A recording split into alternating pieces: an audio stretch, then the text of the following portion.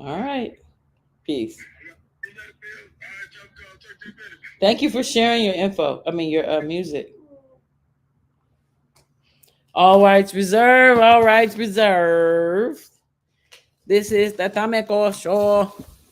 I don't even know who's actually watching, but you know what? We're going to do this anyway. I said, we're going to do this anyway. Me said, me going to do this anyway. Me going to do this anyway. So, the topic of today is again about the human sexuality situation, about the exploitation and all them things, about how these historically, you know, it hasn't just been black women, it's been women, period, who have been exploited. Oh, snap. Hold up. Hold up. Exploited in this historical situation. It's been a bit of a historical trip. So I'm going to start by playing something a bit vulgar. I'm going to just let you know ahead of time it's going to probably be a little vulgar. It's a song from my first album. It's called Vows, Victims of White Supremacy. Um, if I could see how to get to my page, how about that? There we go. So this is a song called Video Ho, and it came out years ago, but I'm about to play it for you right now. Here we go. Video Ho is not a disrespect to women. It's let's see if I can play it on here. You want loyalty from me, but what are we showing the world that you're not protecting your queen from hurt and pain and misery? We look like whores across the shores. You let them think you weak, the weak. You are my king, my natural mate. Please represent, don't run away. If my behavior's unredeeming, teach me. Don't eat me if I'm weak. I'm a victim of this white rapist who's historically abused and beat and mistreat me. I'm a post-traumatic stress escapist. You know the history. Don't front with videos on like you don't remember how we became mixed breeds. So like a trained nigga, you continue to do the same. Please start protecting me. I'm not directly placing blame, but you are the mightiest on the global fest. We need to put to rest all images of our women until we start fighting white supremacy. Please hug me and kiss me. That's it. You want loyalty from me, but what are we showing the world that you're not protecting? Yo, you want loyalty. You want loyalty. So that's from my album Video Ho.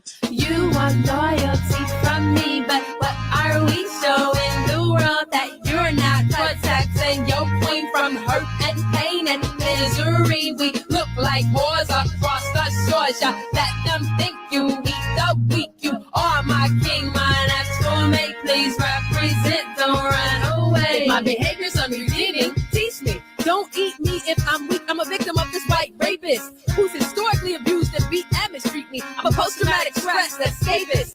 Oh, enough about that. So look, all rights reserved, all rights reserved.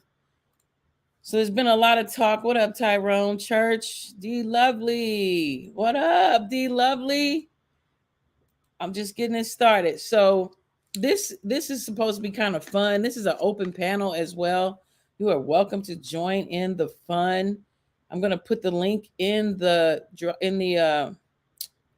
chat, but give me a minute to introduce what we're talking about, and then we're going to get into it. But here's the link. I would love for people to bring their 1 cent, 2 cent, red cent, blue cent on here. So basically, all week I've been hearing all this bull. Well, for the last few years, but intensely since Kevin Samuels died, I've been hearing a whole bunch of complaining between the sexes. I've heard women complain about men and how brothers is this and that, and I've heard brothers complain about sisters, talking about you always got attitude and this and that. And so, since we're both part of the same roots, part of the same branches, I want us to recognize that we are all. What up, Mario? We got to help each other through this, man. We got to help each other. So, I wanted to go into a little bit of history of sexual slavery in the United States. And I would like to get some images on the screen for you while I'm reading. So I'm trying to see if I could get a little bit of images So you could read with me. Why don't we just read together? Why not? How about that? Let's just put it on the screen. I got a bunch of stuff on here, and I'm not gonna go in exact order of things either. I also took notes. Where my glasses at? Hold up, let me get my glasses. I took notes. I actually had time last night, y'all, and I took notes. So let me read some of that. Um, History of hoes. Hey. Let's see. The history of sexual slavery in the United States is the history. I know people like, oh, Wikipedia. Wikipedia. I am very selective on what I get from Wikipedia, and I don't just go by Wikipedia. Well, let's quit playing. Wikipedia has a lot of information. Anyway, the history of sexual slavery in the U.S. is the history of slavery for the purpose of sexual exploitation as it exists in the United States. Enslaved, I do not like the term African American. That is an oxymoron, a contradiction. There is no such place as Africa unless you mean the Arab colonies that circle around the Mediterranean. The rest are countries that are called like, Angola, Sierra Leone, Gabon. They have names. Anyway, but they don't ever tell us, we don't ever talk about which ones we're from. And you know why? Because we've been here for so damn long. We ain't directly from them. We came when the shit was all connected. Boom. But anyway, they were systematically raped or forced to reproduce with other enslaved people. Yeah, there was these things called buck houses, buck rooms. Y'all ever heard of that? Y'all ever heard of that term, having sex like slaves? Yeah, they have buck rooms. So you could be, just like how people do cats and dogs today. They just don't give a damn if they brothers and sisters and shit. They didn't care if we was brother and sister, uncle and mama, daddy and cousin. They didn't give a damn. They just wanted more people. And that's not all people. Let me explain. What I've come to learn in this research, that a lot of this stuff popped off in New Orleans and in the Caribbean islands. Now, these Caribbean ladies, men, everybody got mad at me on Instagram because, there's this viral video going on with, what's that rapper from Chicago? Chance the Rapper. He's down in the Caribbean during Carnival, and he's all putting his peen, dancing all up on the honeys and all of that. And I said, okay, yeah, word, that they're all so proud of their Carnival tradition, right? And I was saying, word, but do you know where that comes from? It comes from a history of prostitution and incest, okay? Forced sexual oppression. But y'all dance and act like it's all good. It ain't all good. And it sets a bad precedent. But everybody just jumps and cheers and shakes their ass. Okay, anyway. Let me explain. So in American, there was a slave trade, but there wasn't the whole bringing black people from the Atlantic Ocean bullshit. Don't believe that story no more, y'all. That's some bulls. I can refer you to some books. There's lots of them, but people don't read. So they always assume that black people just came over in the slave trade from 1619 to 17, whatever, right? But that's not the whole truth. The real part of the truth, because again, a lot of black people, so-called black people, we know that we are misnamed. We are the original so-called inhabitants of Turtle Island. We've been over here, right? They just brought their ass over here and started doing too much. That's really what happened. But anyway, in that, there was a sex slavery. There was that. Okay. So now let's look. They say right here, Native American women were often kidnapped to be traded, sold, or taken as wives. Early American colonists were mostly men, and some resorted to rape to procure wives. Whew, let's keep going. The early Americas. It is contended by some that as early as the 1490s, Christopher Columbus had established trade in sex slaves on Hispaniola. That's Puerto Rico now, which included sex slaves as young as 9 years old. Within 25 years of being colonized, the native population of Hispaniola drastically declined due to the effects of enslavement, massacre, and infectious disease. However, others consider this contention to have arisen from a misreading of primary documents. Columbus does mention the selling of slaves, but as atrocities of a rebelling faction. He continues with this comment, I declare solemnly that a great number of men have been to the Indies who did not deserve baptism in the eyes of God or men and who are now returning thither. Whatever. They came over to the colonies. They had never seen these colored folks before like this, and they tripped out and they took advantage of the kindness. Now, the people were taken off guard. The Native family, as they like to call us, um, when you think of Native American, you're thinking of these westerns from the 1960s. You know what I'm saying? That use these mixtures of people, and they're the label of Indian or Native American. But you look in the mirror, y'all, that's us. And let me tell you, look, I got a gang of homies. Like a few of my homegirls have gotten with Mexican men. And of course, I know a gang of homies that's with Mexican women out in LA. And most of Las Vegas is with mixed, it's either Hawaiian and black or Mexican and black or white and Mexican or white and black or Mexican and Filipino and Philippine. Everybody mixed out here, right? And in that, give a generation or two, don't nobody so-called look the phenotypical so-called black. You know what I'm saying? Everybody looks like they basically Arab or Middle Eastern or Latino looking. You know what I mean? When they're mixed, or Creole as we call it. You know what I mean? But let me keep reading. From the beginning of African slavery in the North American colonies, that's a misnomer again. But anyway, slaves were often viewed as property rather than people. Plaçage, and that's what we're going to get into. Plaçage, a formalized system of concubinage among slave women or free people of color, developed in Louisiana and particularly New Orleans by the 18th century. Now look at this picture. So you can't probably see it too big on your screen, but it's an actual drawing. It's a portrait called Three Young White Men and a Black Woman. Okay. And look how they got her. They got her all just threesomed out the game. You feel me? Look how black that woman is, too. This is in 1632. Got her sitting on the lap, and she is not looking like she happy about it. But they disrespected her face by having her look. They didn't really give her a face. They made her look like a gorilla. So what's that saying about them? You feel me? Like, why would you make a woman look like that? So anyway, let's keep going. Louisiana is where a lot of stuff popped off. If you didn't know, Louisiana is older than America. When we think of America, we're really talking about the 13 colonies.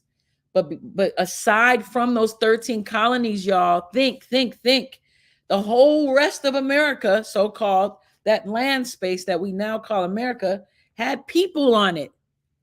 Right? They never teach it like that. They teach it like how they teach about Adam and Eve. You know, when you listen about Adam and Eve, you think they're the only people on the whole planet Earth, the way they tell the story.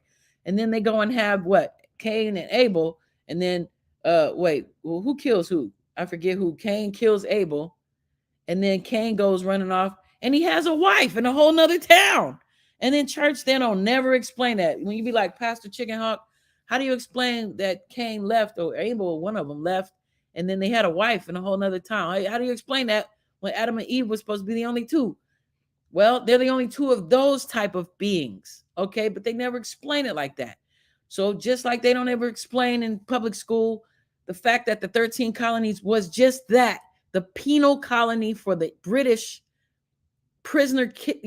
Let me. I gotta tell a little history. Okay, so the Dutch were already in this colony area, right? The Native American, so-called, and the so-called Spaniard. I'm gonna just call black people. I'm gonna call Indians blacks, blacks Indians. It's interchangeable for me. We were all here. Everybody was chilling. Nobody was really warring or beefing too much. Give or take some tribal stuff here and there until the freaking British came. The British came because look, black people was already here. A lot of them were speaking Spanish. Some spoke French. But back then, the Spanish was running everything. They owned Louisiana first, okay? And then the French came and bought Louisiana from the Spanish, right? But in that, it was men coming over here and they needed women. They needed some hoes, okay? So this is where the story dives in. All right. The Plaçage system developed from the predominance of white men among early colonial populations who took women as consorts from Native Americans and enslaved Africans. So look, when you think of the word Native American now, you think of Indians, you think of like Pocahontas and shit, right? Which Pocahontas is real, that's real. But native just means original to the land. Okay. And American, uh they tell many different stories on how America became the name America, right? They say it was by Amerigo Vespucci, right? But we don't really fucking know. Everything is a lie. But enslaved Africans, that means they're separating the two. There was us that was already here, and then the ones, some of the little small portion that they did steal the ones who knew how to farm and knew how to navigate. They did. They stole them from West Africa and they brought them. Now I got to show you a map because I'm not gonna make sense if you don't really understand. I got to show you the map.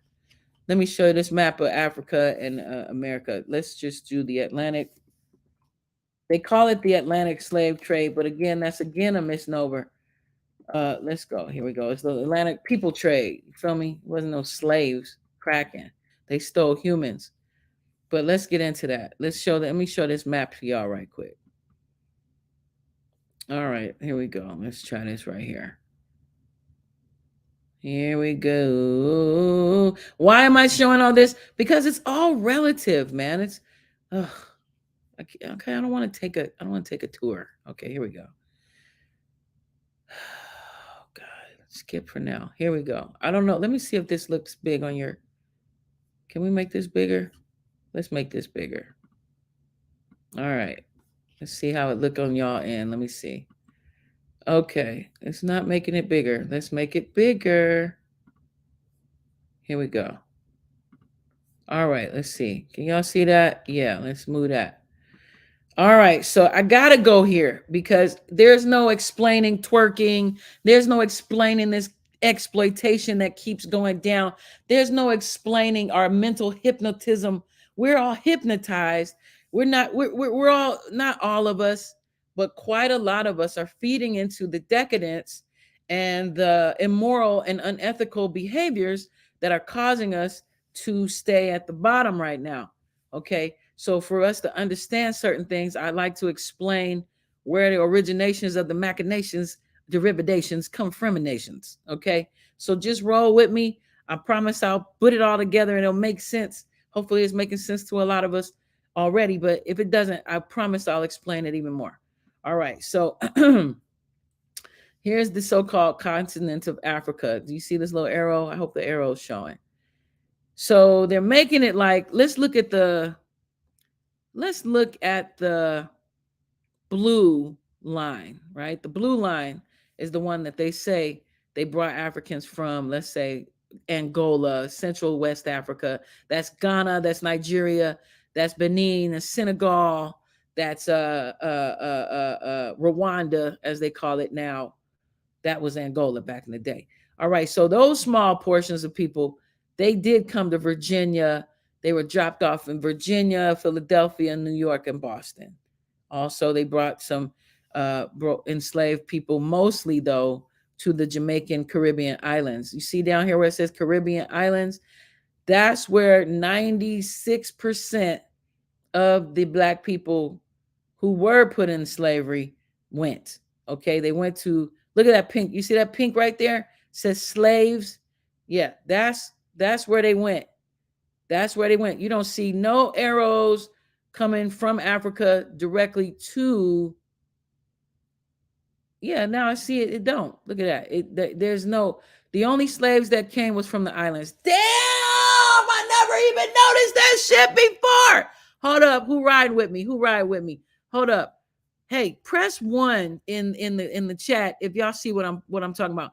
Ain't no arrows coming directly from Africa to America with no slaves. Peep it. Peep it. You see whale oil, lumber, furs going to England, right? You see the little orange shit, rice, silk, indigo, tobacco, sugar, molasses, wood. That's the orange going, arrow pointing to England, right? Then you got the manufactured goods, luxuries. They sent guns, cloth, iron, and beer to Africa. You see the little yellow shit right there from England to Africa. You see that, right? All right. Now look at the pink shit again. It says gold, ivory, spices, and hardwoods. They took that shit up to England. You see the arrow going up, right? Bam. All right, so check it, people. You only see the pink motherfucking line going to the Caribbean islands, my niggas. That's where they sent the slaves. All right. They didn't send no goddamn slaves to America. And that's what they keep lying, telling us. So let's go there. All right. Now you can get this book called How Sugar Changed the World. That's just one reference I'll give you right off the bat. Let me type that into the chat. How Sugar Changed the World. Now I know people don't read, but you best buy these books while they're able to get bought. Because just like people told us for years to go get the Black's Dictionary and we ain't get it, now that shit $500, right? How Sugar Changed the World. Go get that book. What it will tell you is how the slave trade actually popped off. In the voices of two people. They're a married couple. One is Jewish, one is Indian, and they're a married couple. And they go into explain how their family. So it ain't just theory. It ain't their opinion about some shit. Their family documentation about them. One was the Indian who they sent hundreds of thousands of East Indians to the Caribbean islands to be like the overseers, and some were slaves, but mostly they were the middlemen. They hired the Indians. You know, the British was running India, so the British sent the Indians over to the Caribbean islands to look over the just recently stolen enslaved Africans that they brought to these Caribbean islands. All right, so let's look at these Caribbean islands. There's Jamaica, that's Cabo, Tabo, and the Pabo. You know, they got all them names, Togo and Tobago.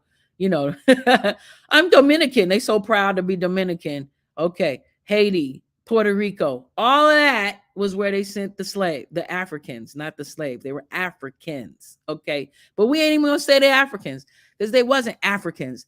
They was Angolians. There was Twi. There was Twa. There was Husu. There was Hausa. They was all them. You know what I'm saying? They sent them to the Caribbean islands. Now look at the little purple. I want y'all to look at the little purple. Look at your purple. You see the purple line right there? You see the purple? That says slaves. Okay, it's twice. Slaves going to Charleston, North Carolina, or South Carolina. Sorry, Charleston, South Carolina, and slaves up to, they usually took them to Virginia. All right, because they really got them into the tobacco shit. But yeah, none came to America from there. See, from How Sugar Changed the World, it said that 96% of the slave boats went to the Caribbean islands in South America, and only 4% came to America. They lying to us. They keep telling us our black asses came off them boats. Some of us did, but not directly. Most of us was already here, chilling. And they named us, you know, have you ever heard that term, $5 Indian? A $5 Indian was when white folk who wanted to steal land from us wanted to be called Indian. They would pay $5 to the government or whoever, and they would be labeled as Indian, and they would take the land. Okay, I want this to be 1000% clear. Okay, so they did have slavery, of course, we know that, but they stole people from Jamaica, from Trinidad, right, and brought them to America through Charleston and through Jamestown and also through New Orleans. Now that goes into the next part of our story. Okay, so that's why I went there to give you a little background, a little backdrop on what the fuck is really popping. Please spread the word. Look at this map. This is from the Smithsonian. Okay, for those who need validations, you can go to Smithsonian. Let me see where it's coming from. Let's show you. Okay, learninglab.si.edu.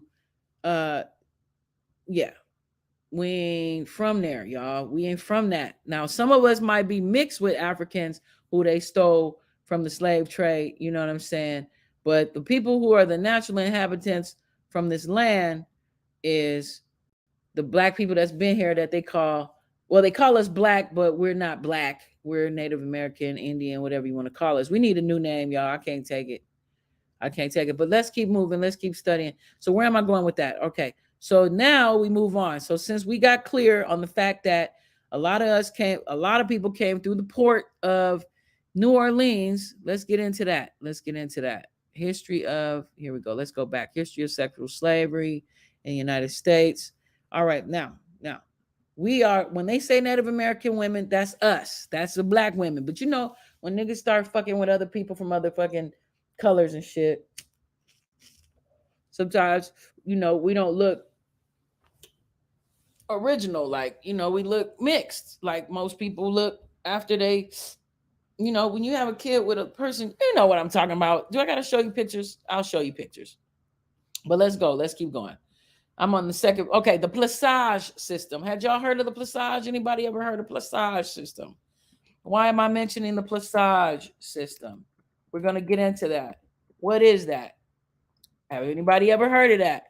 Who got family members in the South, in New Orleans? Anybody? Well, I do.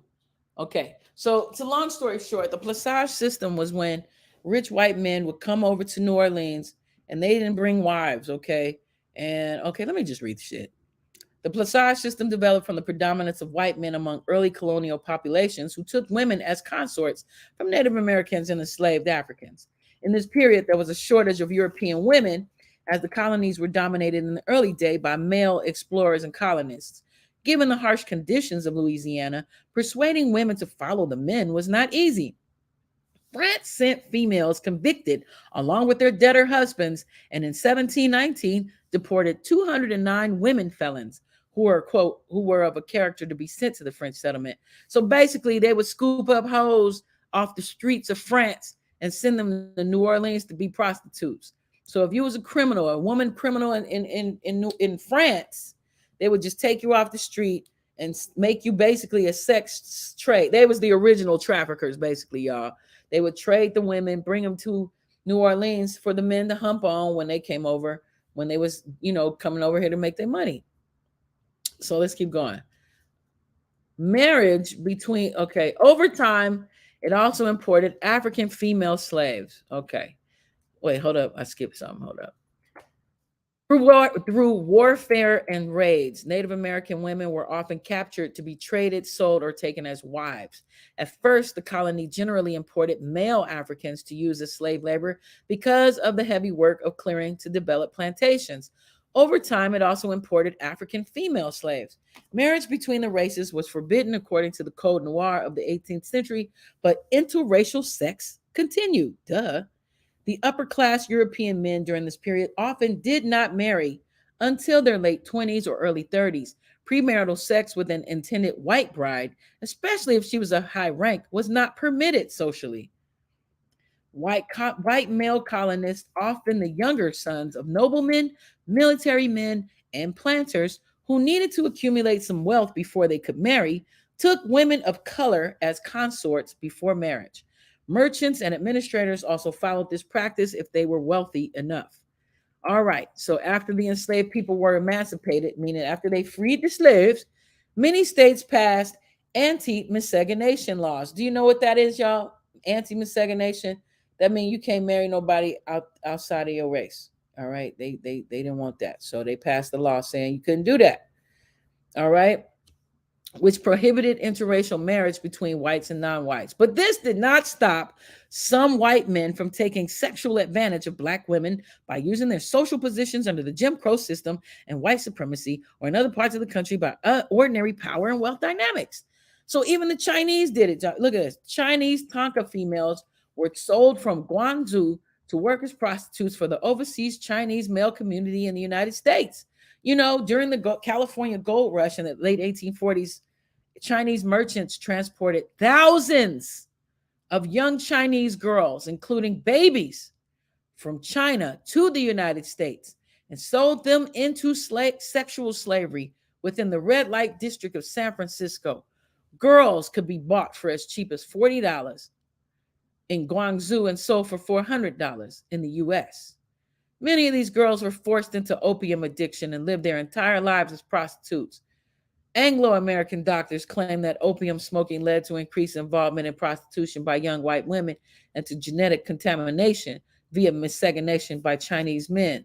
So basically, they're saying white slavery, white prostitutes, that was a very big thing in the West, by the way. We're going to get into that too. there were so many mixed babies. It was just ridiculous. It was like Chinese and white babies, black and white babies. They was like, what in the hell? But I mean, contraception, it is what it is. All right, so let's get back into that plissage, though. I want to get back into that because that really, okay, let's see. A few captives from Native American tribes who were used as slaves were not freed when African American, we're not African American, by the way. The Ute women captured by the Arapaho and later sold to a Cheyenne was one example.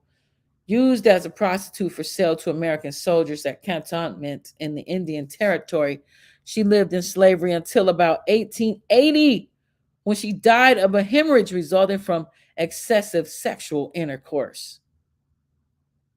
Y'all hear that? They had so much sex with this woman, they blew her back out, literally. And let me tell y'all something about this white slavery, y'all.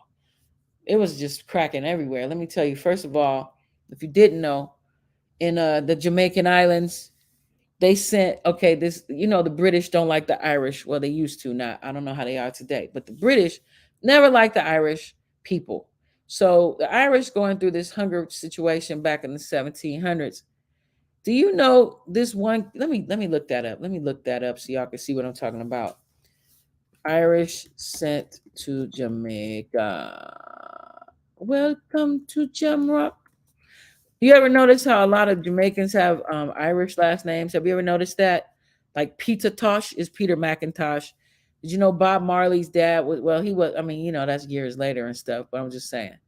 In 1655, Henry Cromwell, Major General of the Parliamentary Army in Ireland, arranged for the kidnapping and enslavement of 1,000 Irish girls and 1,000 Irish young men to be sent to assist in conquest and planting of Jamaica. So that's what happened. Basically, this one Count so-and-so, Henry Cromwell, he sent 1,000 Irish boys ages 10 to 14 to Jamaica, right, to help with the plantation. They were slaves. They weren't overseers and none of that shit. Don't believe that. They were slaves. And then a year later, they brought over 1,000 Irish girls ages 10 to 14. Yeah, Oliver Cromwell, that's his name. A skilled politician, was from a wealthy family and a descendant of Thomas Cromwell, whatever. He sent the Irish. Let's read that part. Cromwell and the displacement of the Irish. Why am I bringing all this up? It's all relative, okay? Like Black people, you got to know that a lot of history with the Irish is deep. Like my family, we're the McGowans. Like on my great grandfather's side, they're the McGowans, right? And in Alabama, even there's the white McGowans and then there's the Black McGowans. And from what my mother was telling me, during segregation, even though they all still kind of went to the same high school, and the white McGowans knew that the Black McGowans were their cousins, nobody, interacted or whatever. But it's just like a long history of of Irish and Black people. Do y'all know about that? Anybody comment? Come on, tell me something. Talk to me. We're gonna get into the plissage right now. Here we go. All right. So let's talk into it. What is plissage? We're gonna get into that. Let's get into it. Why is it relative? It's all relative. I promise you. You have to know the history of some shit so you can change it. If you don't know where the shit comes from, it's gonna keep repeating itself. All right. Plissage was a recognized extra-legal system in French and Spanish slave colonies in North America, including the Caribbean, by which ethnic European, why did they call them ethnic? They was French and Spanish, calling them ethnic. Let me keep it moving. They get on my nerves.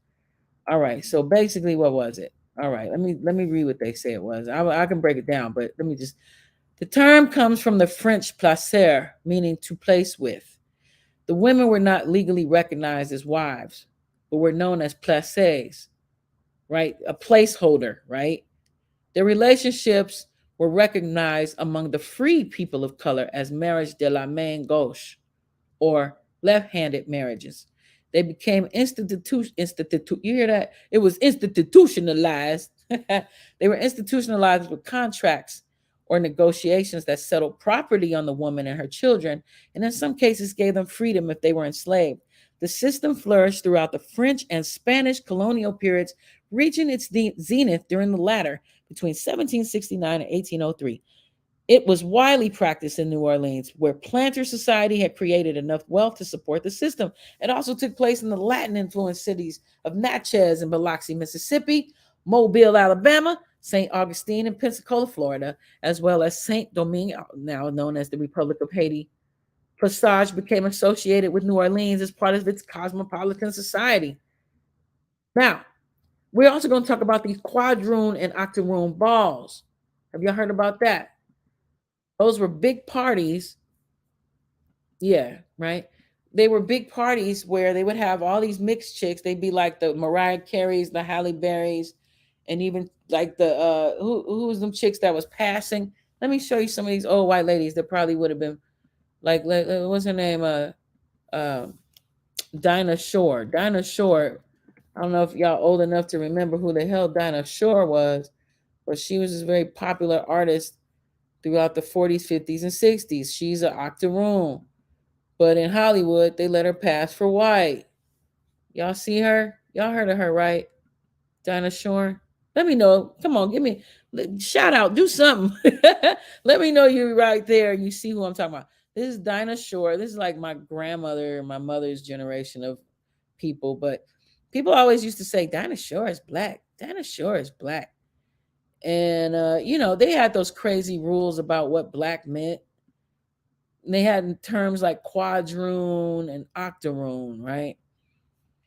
So let me show you some old pictures of Dinah Shore before the nose jobs, right? Before the nose jobs, and she still had some texture on the edges, right? Now you see it, right?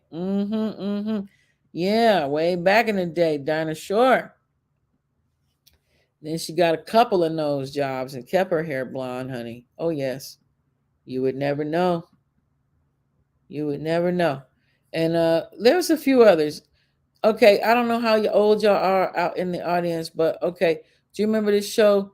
WKRP in Cincinnati. WKRP.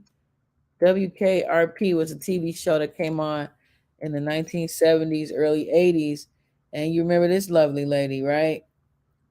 Did you know she's black? Dun, dun, dun. Yes, she is. She's what they would probably call a quadroon or an octoroon, according to them dumbass labels that they give black people or people who are of color. I should say people of color. Because if you don't look black, you know what I'm saying? A lot of people don't consider. Back in the day, that used to also be the rule. If you didn't look black, you was white. You know what I'm saying? But Lonnie Anderson, that's her name. There we go. Lonnie Anderson. You go look at some old pictures of Lonnie Anderson when she still lived in Texas/New Orleans. Okay, because Texas and Louisiana is like right next to each other. So a lot of people who wanted to start passing for white, they would just leave New Orleans. Y'all know about that though, right?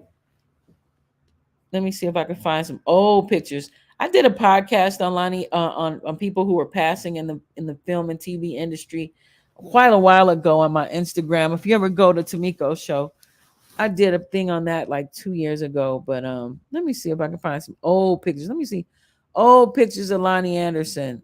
Let's see. Usually it's the blonde ones, right? Old pics of Lonnie Anderson. Now see, you go back a little ways and then you go see how they first nose used to look and when they had black hair. You know what I'm saying? Oh, here's one picture. Here we go. Here's one.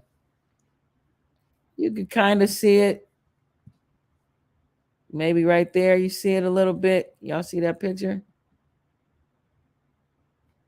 She kept her hair blonde, didn't she? She was not playing. She was like, you will not know my historical past. You will not. Why she look like Barbie? I know, right? All right, D Lovely. That's funny. But yeah, so it's look, now you could come on now.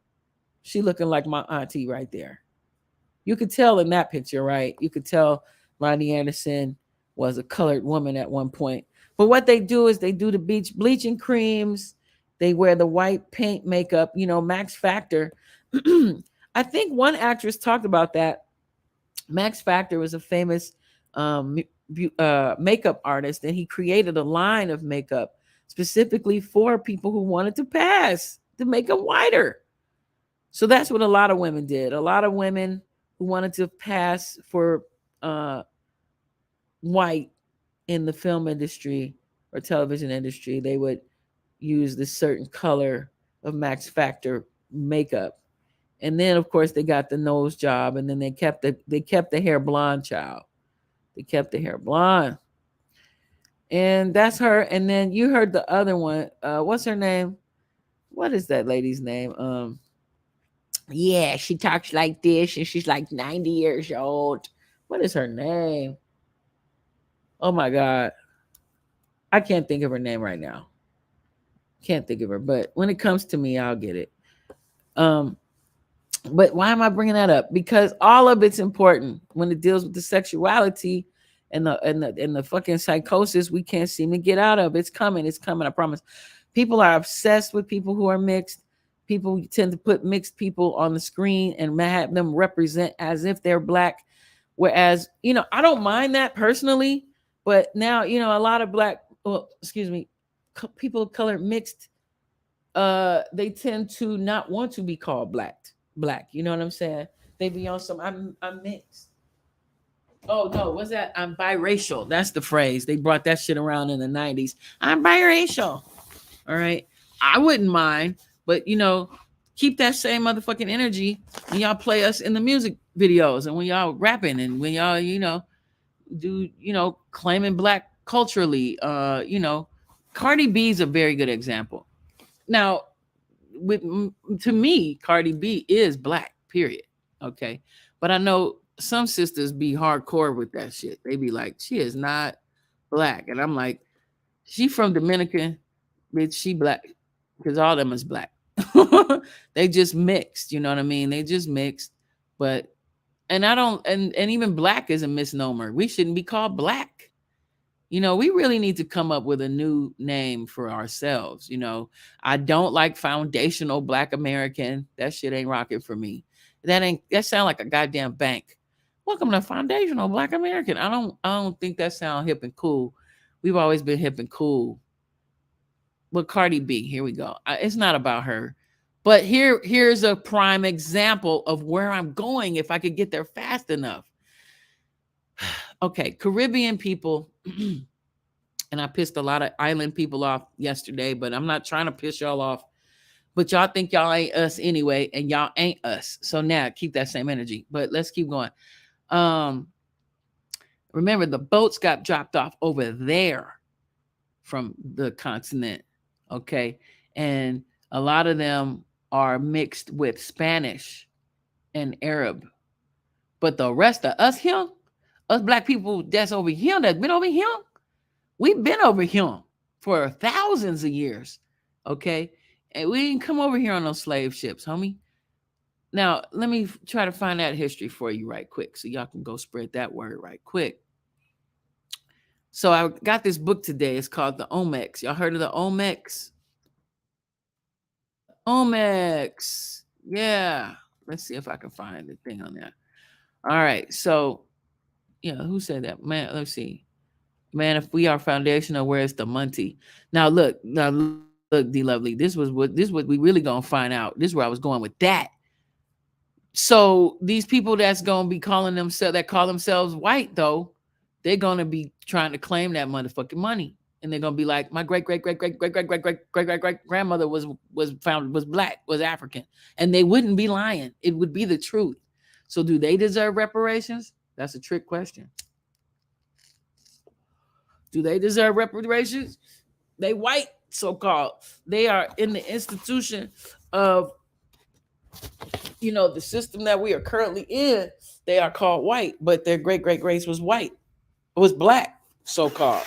What do we do with that? Have y'all thought about that?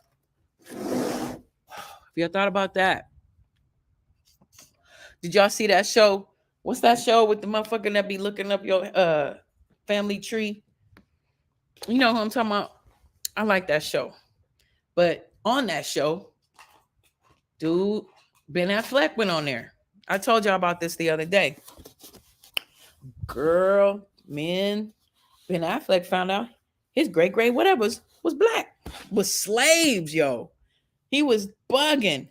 He found out his people were slaves, and the movie company, whatever record movie label he's with, they somebody what's that called? They slipped out and showed the email, the private emails public, and it showed that the movie company he was with was trying to have them not air that episode, and they didn't, but it leaked. They leaked that shit anyway.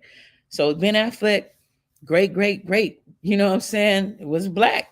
One of his family members was black, and one of his family members was slave owner. So they thought that was too controversial, child. That would explain why Ben Affleck got a little swag. You know what I'm saying? He does have a little swag to him. That would explain it. He got that. But and we are foundational. And they do. That's why I was told they misnamed us, because they don't want to have to give us the Monty. D Lovely. They want to misname us and call us something else so they could have a reason to bring their guns over here and shoot everybody. That's the only way they won, was because they had the gun. Feel me? Think about, when was the gun invented? Let me Google that. Let me see. When was the gun invented? Let's see. Well, around 1,000. By the 13th century, they had become true guns. Okay. So yeah, right around when Islam was about to end, they brought out the gun. Okay, so okay, real quick before we get distracted. Olmec heads. These are called the Olmec heads, and these are found in Mexico. Okay. Like, one of my friends went to Mexico and they actually took pictures next to these Olmec heads. There are multiples of these. Let me click on this one. What that face look like? Who bell pepper nose is that? See what I'm saying? You see that, right? Okay. All right. Let me show another one. That's another one. Another one. Another one. Another one. Now they look more Asian, but we be looking like that too. Look at that. Look at that lips and them nose. You can't, come on now. Come on now. Come on. Let me keep going. Let me go where I'm going with this. You see them lips and that nose? You see that, right? Let me make that bigger so we can see. You can see what I'm talking about. Big bop bop. See, you see them lips and that nose? That look like Tito Jackson from the side, don't it? All right. Well, look. Here we go. The Olmecs. This old civilization was discovered less than 2 centuries ago. It is the oldest. Let me clear my throat. Where my water at? Let me say that again. Hold up. It is the oldest. Can y'all say it with me? Can y'all type oldest in the fucking comment? Come on in the chat. Let me read that again. Somebody say it with me. Type oldest known Mesoamerican civilization. But unlike other Mesoamerican civilization, they were only discovered in the 19th century. That was the 1800s. It is in 1862 that our first colossal stone head was found in Tres Zapotes in the Mexican state of Veracruz. This civilization was further studied in the 20th century, and other important archaeological sites were found. These discoveries led to understand this civilization and to put in light that this old civilization is the, quote, mother culture of Mesoamerica. The Olmecs are a pre-Columbian Mesoamerican civilization that was located along the Gulf of Mexico in the coastal plain of the actual states of Veracruz and Tabasco in Mexico. Indeed, okay, we don't need all that. Let's keep going. Okay, they exhumed them, Toltec influence, but we'll keep going. The name Olmec comes from the Nahuatl language, and it means people of the rubber country. Let's see if they're going to tell it. Come on. Although they disappeared around 400 BC, their decline had started around 500. This is bull. Look, let's keep moving. Now they bullshit. Hold up. Cosmic gods. Okay, now they not talking. Now they full of shit. All right, let me get out of there. So what they didn't say on that particular article, because I did study this, The Olmecs came from West Africa a long time ago. So let me show you a map of that. Map of West Africa to Central America. Dooby dooby dooby dooby doo. Dooby dooby dooby dooby doo. Dooby dooby dooby dooby doo.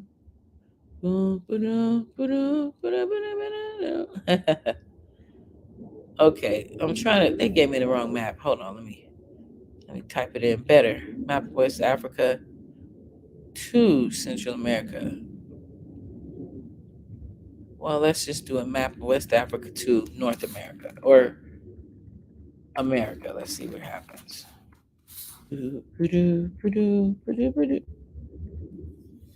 Maps. Okay, here we go. Let's try this. How y'all doing tonight? Y'all still with me here? Yeah, let's check this out. It's all relative, I promise. I know I'm all over the place, but not really.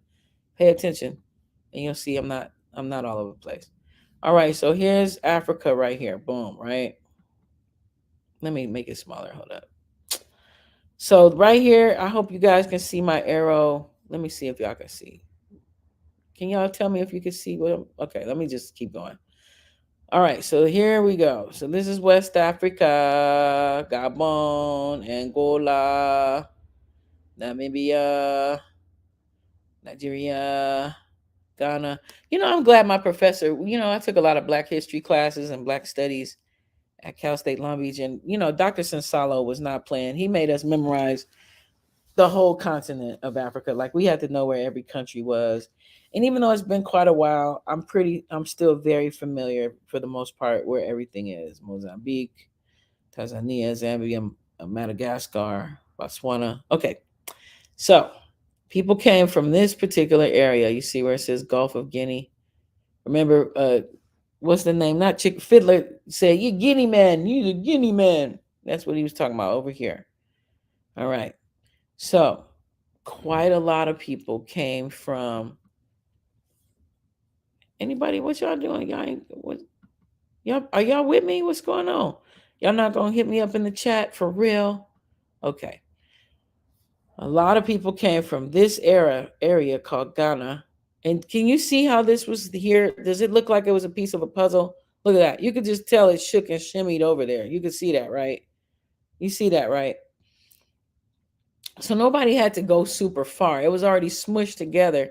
And then when it separated, my grandmother used to tell me there was this wind that used to blow straight across and they didn't have to do anything. They just was, just be in the boat and the wind would just sit them over there. I mean, it's Pangea. Yeah, we've talked about that before. Let's show you a Pangea map. Let's show you a theory of what some people think popped off. Pangea. Look at this. Oh, come on. A most delightful map. Well, here we go. So some people theorize, actually quite a lot of scientists theorize, hold on, that a long time ago, the world was one big smush pan, was just smushed. And I believe that too. Like, look, for real, if you look at, see, that's the United States. Y'all see that, right? And then you see Mexico, of course, right? Colombia. You see how they have the, look at that. And then there's Africa, this continent right here. You see that? And then smush right there is Brazil. It fits so perfectly. You see that? That's South America, right? And then there's the United States. There's Canada. Smush, there's Spain.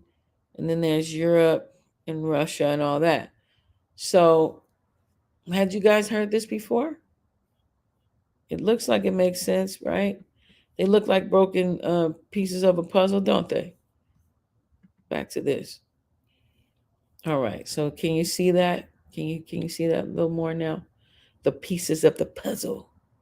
All right. So yeah. So a lot of us was already up in this region.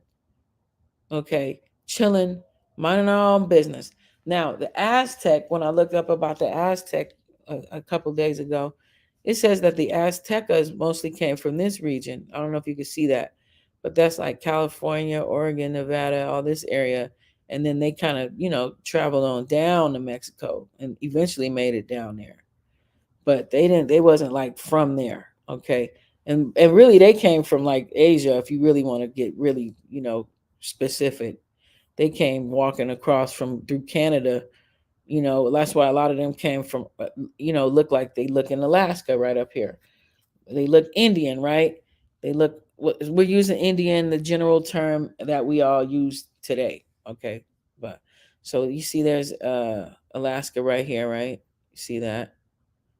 Okay. And then they still speak some of their language. Gang of Indians in Canada, they get mistreated. I heard a lot, you know, and then all the way on down. So they're part of those tribes. That's why they look, you could say Mexican, even the ones that live in Alaska and Canada. But yeah, man. But we black peoples, the peoples they call black, we was already here, man, for a long time. But you know how we do, man. You know what we be doing. We be mixing with folks. We be getting mixed. We like being with people from other cultures, and that's just our natural, beautiful way. I remember, D. Lovely says, I remember in Damian Marley and Nas' song, Distant Relatives, he said the earth was flat. If you went too far, you would fall off. Now everything shifts again and everybody want to start love. Okay, now you know what? You brought up an interesting point. Y'all remember a few, like a year, a couple, 3, 4 years before Corona, there was this whole flat earthers cracking off.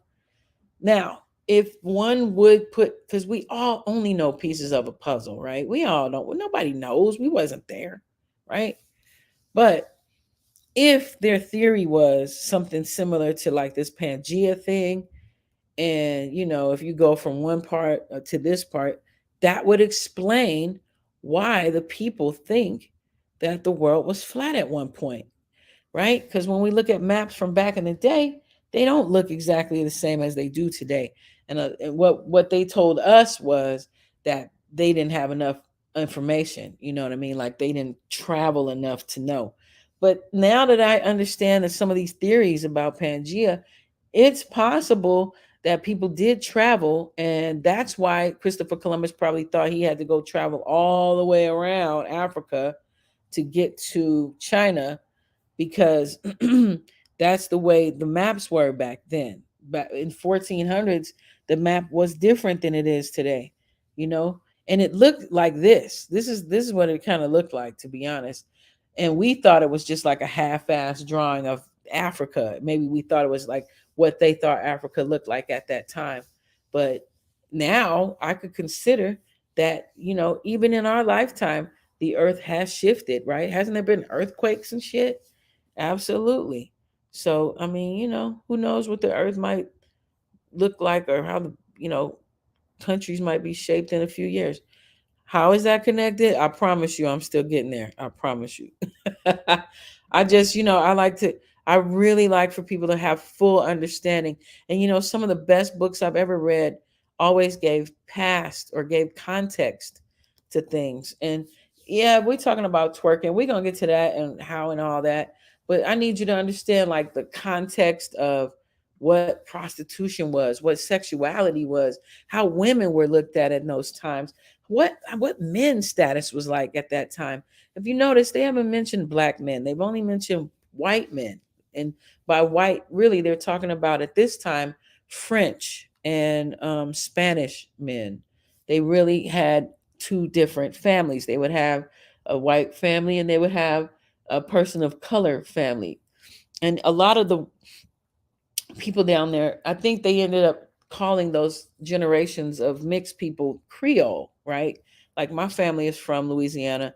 My children's father, his family's from Louisiana, and they are Creole. They do speak French, and they all yellow. um, this is how that happened. The Placage system. Basically, the Placage system allowed white men to come over to New Orleans and Haiti and marry women of color. Now let's keep going. They did start bringing white women over, but not yet. France also relocated young women orphans. See, they was kidnapping orphans and taking criminal women, women who were in the prison system, over to New Orleans to be prostitutes. Now that got to show you some of the character of some of the women, that the energy and like the consciousness and like the whole generationally why we have such sometimes low life behavior. You know what I'm saying? I mean, does anybody believe that behavior like low life type energy could be genetic? Does anybody roll with that? Give me some feedback. Put one in the chat if you believe that you can genetically give poor character. Or is that an individual spiritual thing? What you think?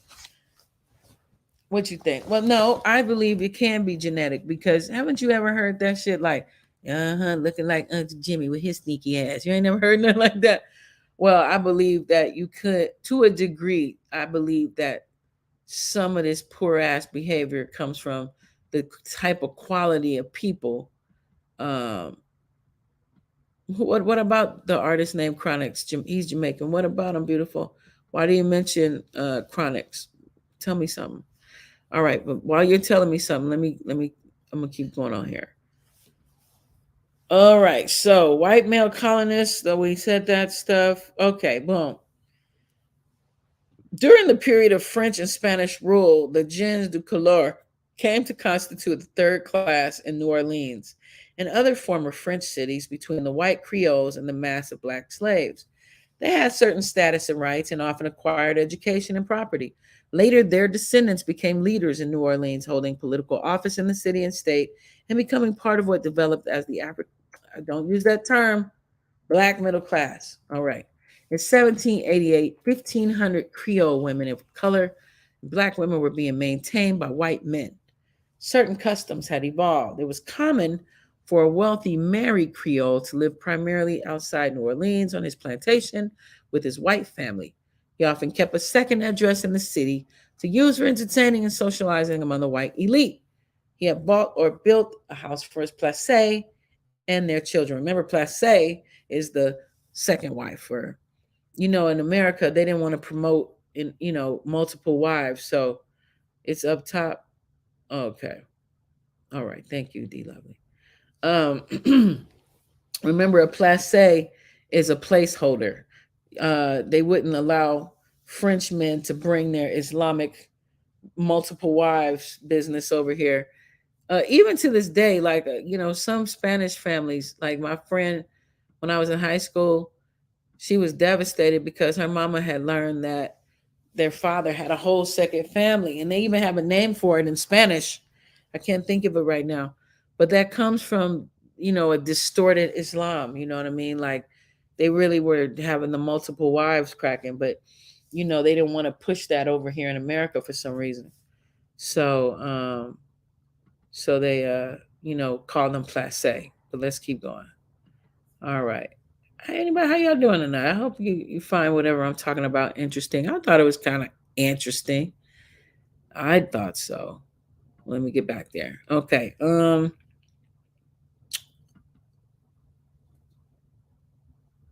Inheritance and work. Look at these pictures. Creole woman of color with maid from a watercolor series. Creole woman of color out taking the air. Yeah, they were considered the super fine honeys of the time. And not much has changed, has it?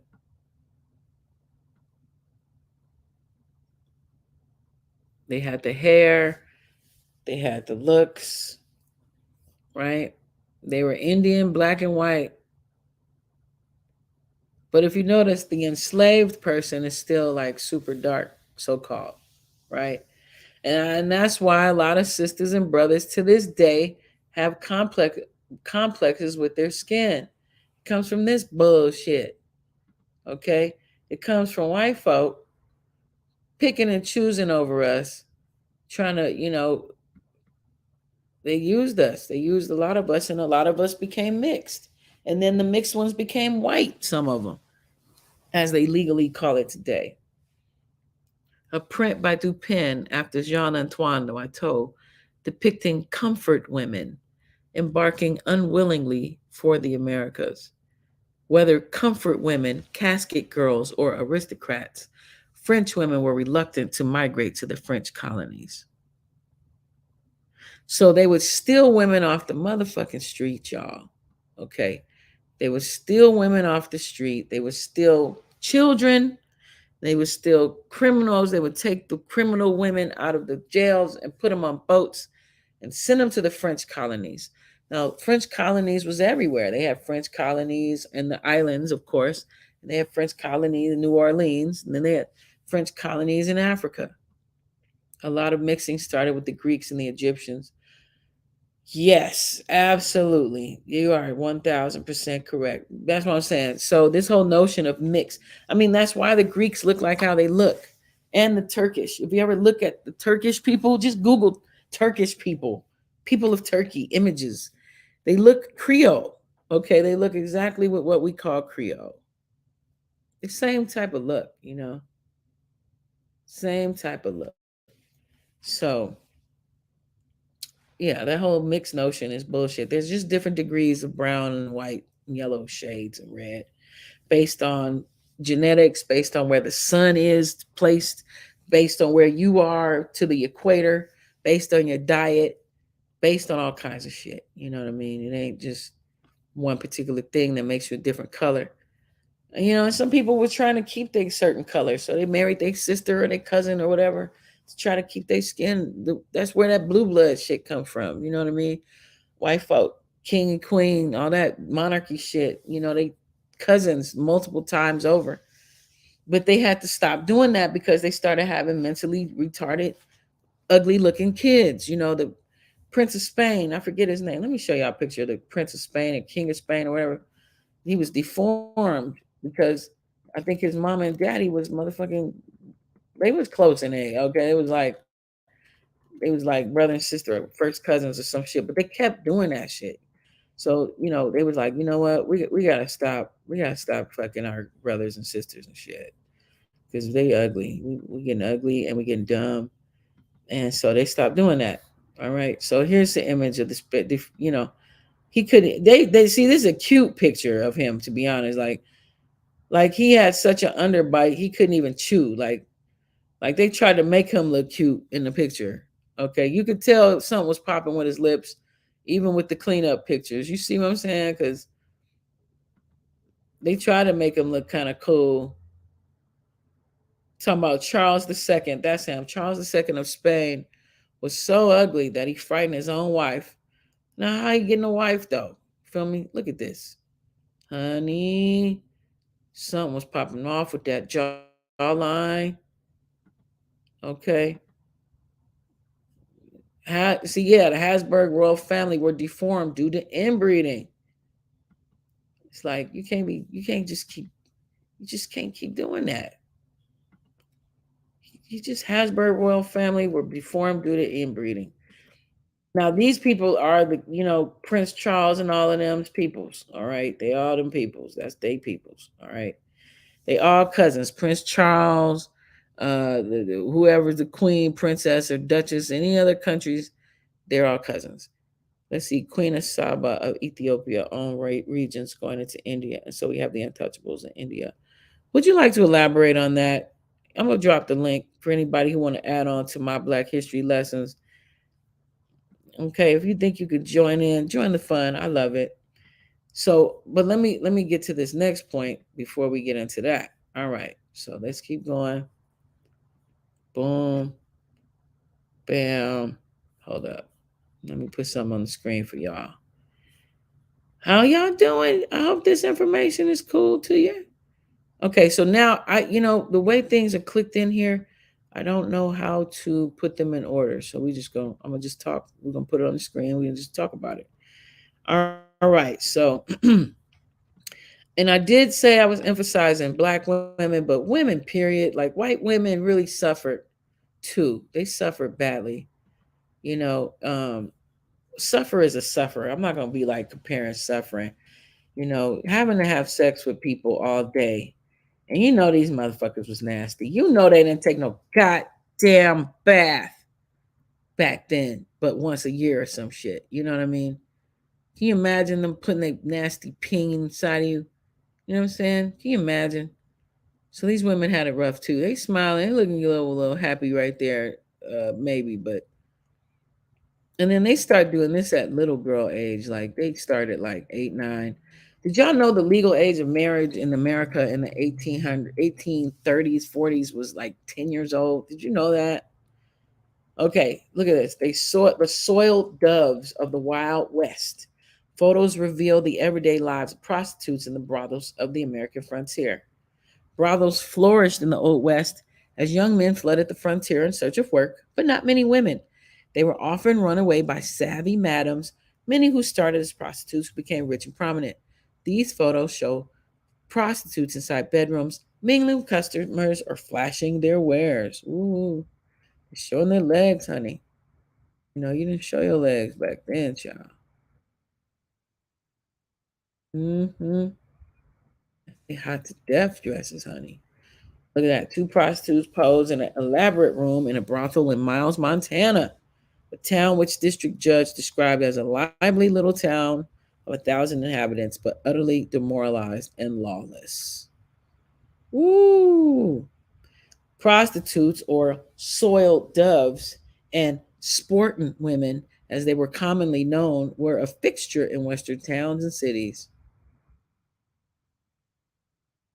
Uh, uh, uh. There's not enough women to go around. Almost without exception, pioneer mining camps, boom towns, and whistle stops became home to at least one or two prostitutes, if not a roaring red light district.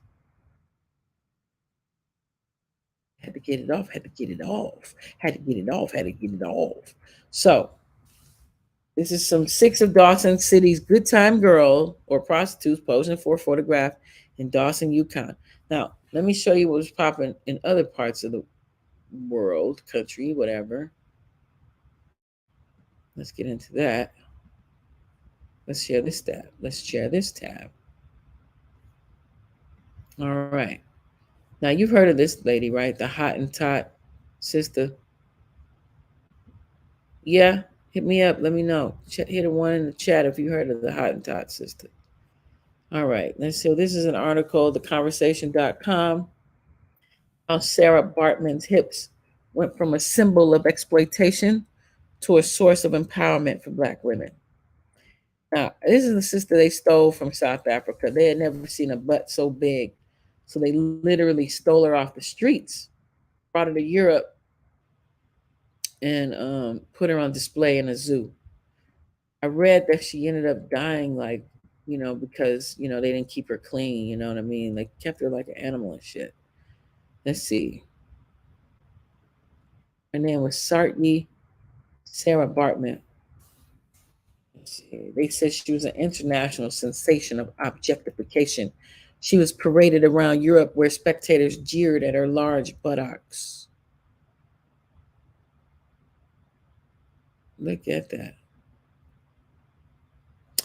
Bartman, a Ghanaian woman from South Africa, left her native land in the early 1800s for Europe. It's unclear whether she went willingly or was forced to do so. Come on now. Showmen exhibit her throughout Europe, where in an embarrassing and dehumanizing spectacle, she was forced to sing and dance before crowds of white onlookers. Often naked in these exhibitions, Bartman was sometimes suspended in a cage on stage while being poked, prodded, and groped. Her body was characterized as grotesque, lascivious, and obscene because of her protruding buttocks, which was due to a condition called steatopygia that occurs naturally among people in arid parts of southern Africa. They could have just kept her and, left her in her fucking homeland. You know what I'm saying? They could have just left her where she was. Then they wouldn't have to, deal with her ass being too big. You dig? Okay, well, anyway, let's keep going. She also had an elongated labia, a physical feature derogatorily referred to as a Hottentot apron. Okay, for those, do y'all know what the labia is, y'all? Okay, so on the vagina, the lips, they said she had long lips. That is an African trait. That's an African trait of Black women. is to have a long labia. Okay. And they fucking called it the Hottentot April. So that means they was all up in her fucking vagina. Oh, I'm just so annoyed with these people. I swear to God. Look at this. Hartman had a naturally occurring condition called steatopygia.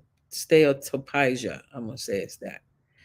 Both became symbolic markers of racial difference, and many other women from this part of Africa were trafficked to Europe for white entertainment. Because they diverged so drastically from dominant ideas of white feminine beauty, Bartman's features were exoticized. Her voluptuous and curvaceous body, mocked and shamed in the West, was also described in advertisements as the most correct and perfect specimen of her race. Of course, Black women's bodies vary. There is no monolithic nor ideal type. Lord knows I ain't got no big booty. Okay. It might be a little square around. It's square and kind of big, but it's not round. I don't know, whatever. No, I don't even care. It's what it is for? It's for cushion. Okay. It's supposed to cushion your ass. It ain't supposed to be about, you know, how big it is so you can smack your hips against it. You know what I mean? I mean, that's fun. Oh, it's fun. But it's not about just that. It's but anyways, hey, look, did y'all know that how you saw those dresses from the 1800s? Let me show y'all these dresses. Dresses from the 1800s with big caboose, whatever it's called. Let me show y'all some dresses from that time, man. They made dresses to shape like the Hottentot's ass. Did y'all know that? Let me show y'all these pictures. Where's them dresses? Boom, here we go. They wanted it to look like the Hottentot Venus. Did y'all know that? Did y'all know that was what the fucking point of them big ass balloon dresses was? It was to look like the Hottentot's ass. Big butts of the 19th century. Yup. Yup. And the bigger it was in the back, the more expensive the dress. Ain't that some shit? Mm-hmm. They even call it the bustle. Do the bustle. Bum, bum, bum, bum, bum, bum, bum, bum, bum, bum, bum, bum. But y'all see that though. Put a one in the box in the chat, y'all, if y'all see this dress. They clowned the lady, they poked and prodded her and all that shit. And then they made dresses with her exact buttock design. And y'all seen this in 1,000 movies and y'all did not know that. I'm pretty sure y'all did not know that. Yeah, that was the point. Mm-hmm. They've been obsessed with our ass. They've been obsessed. Okay. Let's see. You are my radio. Oh, thank you. 6:30 a.m. in London, making breakfast for my son before school. You are my radio. Thank you for the history lesson. Yeah, you know what? That's why I love podcasts. I am a podcast junkie, my damn self. So that's, and I love history. I love social studies. I'm not a social studies teacher. I wish I was. I am an English teacher. I always want history jobs, but they don't never give me history jobs. They always say they need English teachers. I give thanks though, but I always incorporate history in my English lessons anyway. Okay.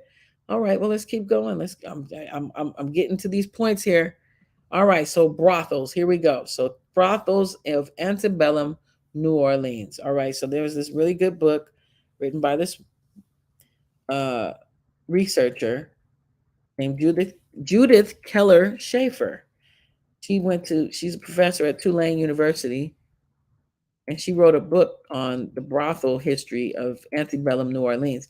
Antebellum is the fancy word for before slavery ended. They call it the antebellum. Think of the Latin word ante, right? Means before. Let's look at that word. Ante means before. Bellum means, slavery ended, whatever. So antebellum. All right. All right. So let's keep going. Let's go. So she got a bunch of court records and newspaper clippings.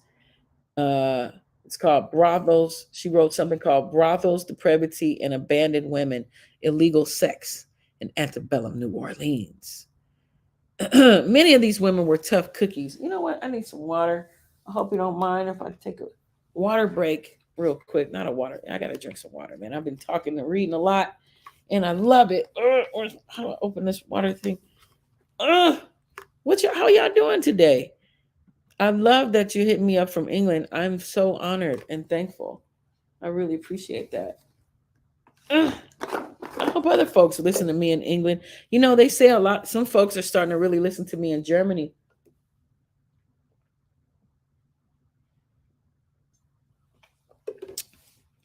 In India and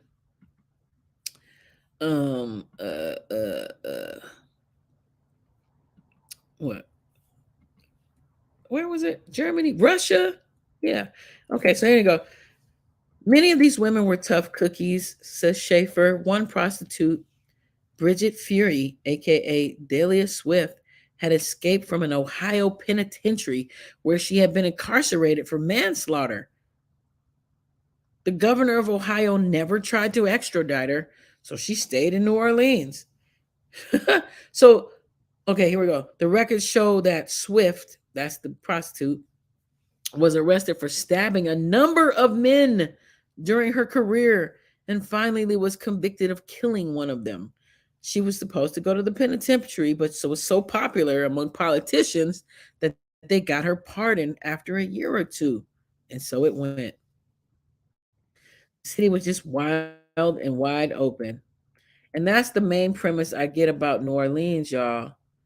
And I mentioned New Orleans because New Orleans is the portal of the South, you know. I really appreciate that. Thank you, Tekka's Don 888LM. I hope I'm saying that right. Yeah, but yeah, pimping. Did y'all ever wonder where pimping came from? Hold up, I need some water. You know what? While I'm drinking some water, I'm gonna play a song. I'm gonna play a song, y'all. And I'm gonna play, I think I'm gonna play Video Ho just for this. Video Ho by Watts 1965. That is me. That is my song. And they always make it hard to find. I swear to God. Let me just put in Vows. The name of the album is called Vows, Victims of White Supremacy. And usually I can't find my songs unless I click that in. Here we go. So, Vows. Let me click share this tab. All right. So this is the album cover. It's called Vows. I brought it out in 2008. Shout out Mead. Shout out Lennox. Those are the two producers that work with me on the album. It says Watts 1965. That's my rap name for this particular album. And then Vows, Victims of White Supremacy. And I'm going to play Video Ho. And, you know, listen to the lyrics. I'm a lyric head. I like lyrics. I have Tomeicko show, but I also have Tomeicko Tomeicko Watts, you know, if you want to, you know, have access to me on here through the music. So let me find Video Ho. Here we go. It's the whole album right here. All right. Video Ho, I made it a little vulgar on purpose. And I know songs are not long anymore. I thought I was the first to start doing 2-minute songs, but I see everybody's doing 2-minute songs now. But this song isn't 2 minutes. It's 4 minutes. It's old school. But I'm going to play it because I think it's pretty cool.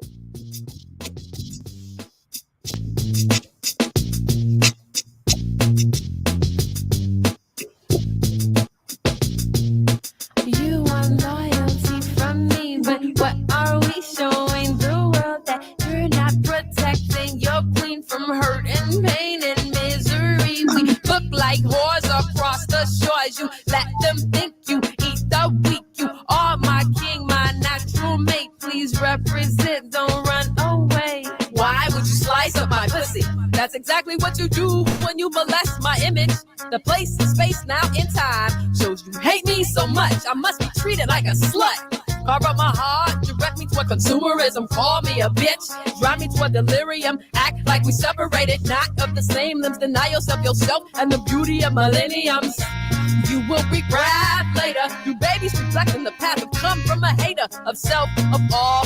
Trained to be a Negro, you're doomed to fail. We need our freedom fighter superheroes. You want loyalty from me, but what are we showing the world? That you're not protecting your queen from hurt and pain and misery. We look like wars across the shores. You let them think you eat the weak. You are my king, my natural mate. Please represent, don't run away. I'm gluing plastic in my hair to look like my baby doll's long and shiny hair. Lying to myself in the mirror. I gotta be lying because it's not even looking real. Nobody thinks it's real, but I wear it anyway. Anything natural is considered outdated. Hair, eyes, clothes, food, you. Wow.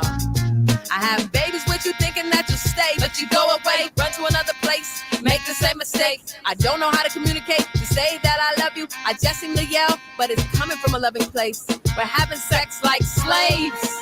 Polygamy may not sound legitimate, but bullshit relations is killing our race. It's time to create.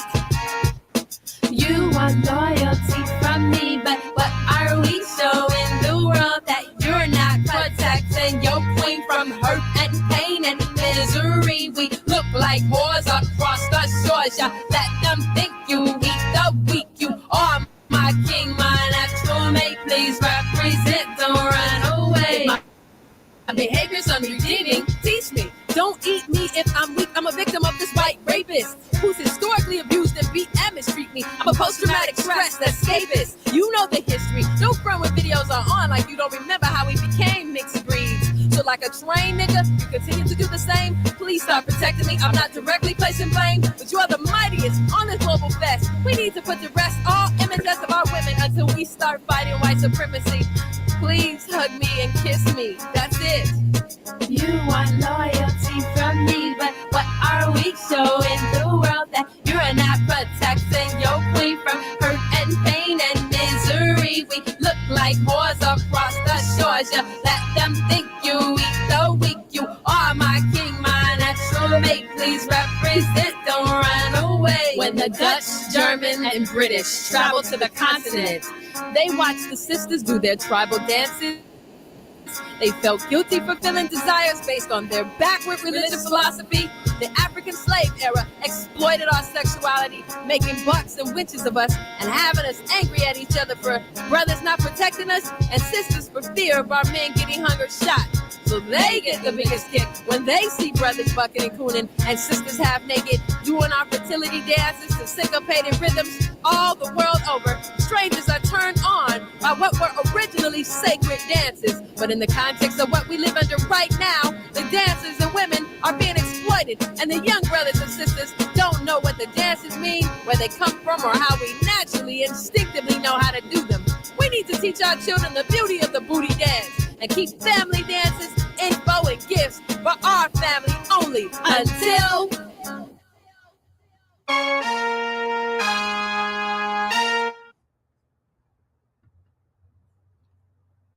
You know, it's crazy. I did that goddamn song in 2003. 2003, y'all. I didn't bring the album out till like 2006. And it's still more relevant even today, which is sad. That means there's no progress.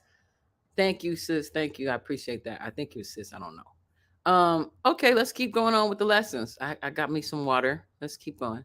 All right, let's keep going. Thank you, guys and ladies and gents who's out here hanging out with me tonight. Let's deal with this octoroon balls. Octoroon balls. Now, some people, historians, try to act like octoroon balls didn't really exist, but they did. Everybody knows about them who grew up or who has relatives who lived in New Orleans. So here's even portraits, okay? So quadroon balls. That sounds nasty, don't it? And plissage. Remember what we said a plissage was? Plissage is when men from other countries would come to New Orleans and they didn't bring women. They would go and have authority to have these second wives or placeholders or fake wives or whatever you want to call them, but they had legal rights. And if they were, enslaved, they were given freedom. And if sometimes the free slave women would go and buy their relatives, they would say they were slaves, but they were really just buying their family and just having their family live with them. But just for the government, they would be like, yeah, they are slaves, but it'd be like their cousin, auntie, brother, sister, grandmother, whatever. But because they had a white slave master, well, not even master, their husband, and they would have children with them, they were given rights. They were like third class citizens, is what the article I read just said. All right. So these are images. So anyway, they're claiming it's a myth. But passage is defined historically as where a white man would basically have a relationship with a free woman of color where she would be kept so that he would provide her with a house and some form of income so that she could maintain a lifestyle. Common law marriage. They call it left hand marriage. Now they claiming there wasn't no balls. Now look at these pictures. Okay, so these are the what the mixed girls look like. What mixed girls look like? I Dominican, right? Cardi B and all them. They still love that color. They love that. They love that little red little color. You know what I'm saying? To this day, like they pick that. And then what really annoys me though is, I mean, that is a form of beauty, of course, right? That's one form of beauty, but you ain't got to knock the other beauty. You know what I'm saying? And let me tell y'all something. I said this before on my other podcast, but I'm gonna say it today. Um, I don't consider myself light skinned or mixed looking or none of that, right? And not me, but some people might, whatever. But when I was on music video sets, I personally noticed that the women on set that were chosen were either very mixed looking or very dark. Like if you notice the models in Europe, they're very dark, like they're African directly from the continent. You know what I mean? And it's just always been that. You know what I mean? So that whole they prefer light skin. That's maybe some people, but a lot of people prefer the darker skinned sister too. Ain't nobody slacking. All right. As you notice, most of the world is mixed. Somebody humping a somebody. All right. So these are just some images of these balls, the octoroom balls that they said never existed. Everybody knows they existed. Knock it off. So at these parties, okay, these men would come and they would just all these fine, super fine chicks would just be at the parties. It's just like industry parties, basically. I would equate them to music industry parties. All right, where all the mixed girl, all the exoticals, as they call them, that the rich brothers end up marrying, the white chicks or the Latin chicks or the mixed chicks. They're called exoticals. And they say when you divorce them, you got to pay the exotical tax. Have you ever heard that? Yeah, no. What's that dude from that obnoxious little chocolate boy from Watts? What's his name from Baby Boy? Yeah, they said he had to pay an exotical tax when his wife divorced his ass. Octoroon. They did a movie called Octoroon. But that's a classic example of that look. You know that look, y'all. They say half of Oakland and half of London looks like this. Half of Oakland, half of London, you know. And that's just, it's just one look, but that's the look like over in this part of the world. And then in other parts, they like what they like, man. Whatever. Who cares? It was all oppression to me. Shit. These motherfuckers was oppressive. Speaking of oppressive, let's read about where did pimping come from? Anybody ever wonder where that shit come from? Pimping. Yes, pimping. Remember they tried to make that popular in the 90s? I have been in so many music videos where they had that 70s pimp thing bullshit, And I was like, that shit wasn't cool. Like, I never thought it was cool. I don't know who.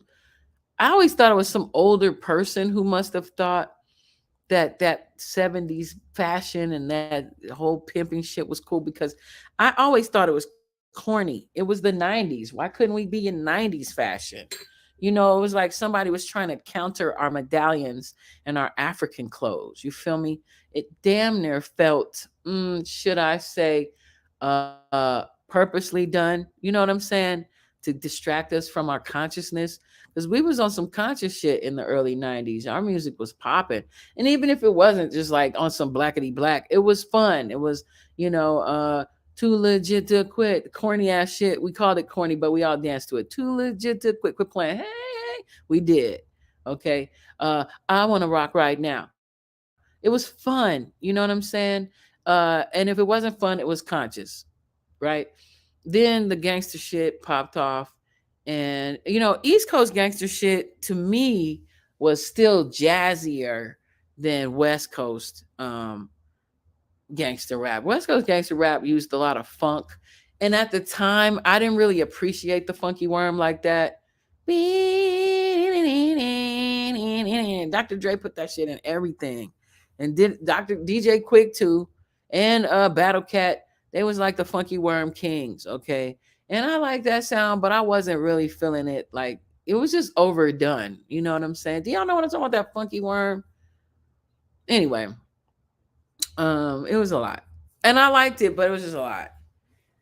I'm in that video with Snoop, by the way. It's a dog eat dog world. I should give y'all the exact moment, minute, and second. Let me see if I can look it up. I can't play it or they'll copyright me. Let's see if I can show doggy dog world. It was so much fun on that set.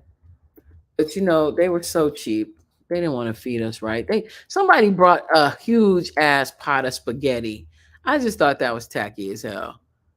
Bring me some big ass. This is a professional gig. You know what I'm saying? You're gonna bring a big ass pot. I think his mama made that shit. I was not appreciating that. Look, you be on sets for a long time. You be on sets for like 12 to 15 hours. Okay. And you be like relying on whatever they feeding you. You know what I'm saying? And when you hungry, you don't be messing around. You be wanting to eat. And if it's nasty, that means you gotta just deal with that shit till you get home. So I felt pissed off about that shit. Like, it was not delicious. Oh man. I'm trying to show you. I'm trying to find the part I'm in so I don't have to play the whole video. Because I do this little twirl. And y'all will know it's me when I be like, I'm at 3 minutes and 36 seconds. I don't want to waste y'all time. I'll just look it up later. But I was there and it was fun. And that's the night I met Warren G officially and the twins. And Warren G gave me a ride, me and the twins a ride home. And we became cool homies for a moment in time. You know what I'm saying? No romantic. I mean, he used to call me Tata. I'll say that. He called me Tata. Hey. Because I had big old tatas. But we ain't ever do nothing. I had an ego back then. Like, I was like, I am not messing with you and you're about to be super famous. And then you could be like, yeah, I hit that. I didn't want no famous artist to be able to say they had sex with me. Because I wanted to be like, like, I didn't want to be a groupie. I didn't want to be a hoe. Like, I just wanted them to respect me. And I knew that if I slept with him, he would be able to. I just didn't want to feel like that, if that makes sense. I don't know. But we were cool. But I taught him some stuff and he was very generous to my family. And when I say taught him some stuff, let me explain. He had never heard of Minnie Riperton. So I had played him some Tribe Called Quest. You remember Tribe Called Quest in like 94, 90, it was 94. They had that Midnight Marauder, incredible ass album.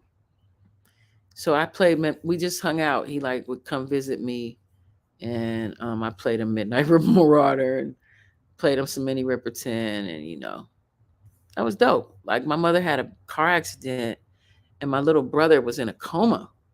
Yeah, and Warren would take me to go visit my brother in the hospital, man. That was really dope. He didn't even know me like that, but he knew me enough to be like kind. He was very kind. I would say that about Warren G. He was a kind person. You ever meet him, you will learn that. You'll see he's a kind tone, very personable person. All right, moving on. Top 10 intriguing bizarre facts about it's pam. Let's see what it says. First appearing in English in 1607, the word pimp is thought to have stemmed from the French infinitive pimper, meaning to dress up elegantly. These days, however, the term has taken on a whole new, disgraceful meaning. Nevertheless, such a vile line of work has had its share of colorful moments in history. This is coming from listverse.com /2021 /05 /25 top 10 intriguingly bizarre facts about pimps. Nevertheless, let's see. From the days of Caligula to the 21st century, the following 10 explores the obscene underworld of a profession that has been both vilified and revered, depending on the party for centuries and perhaps centuries to come. Caligula.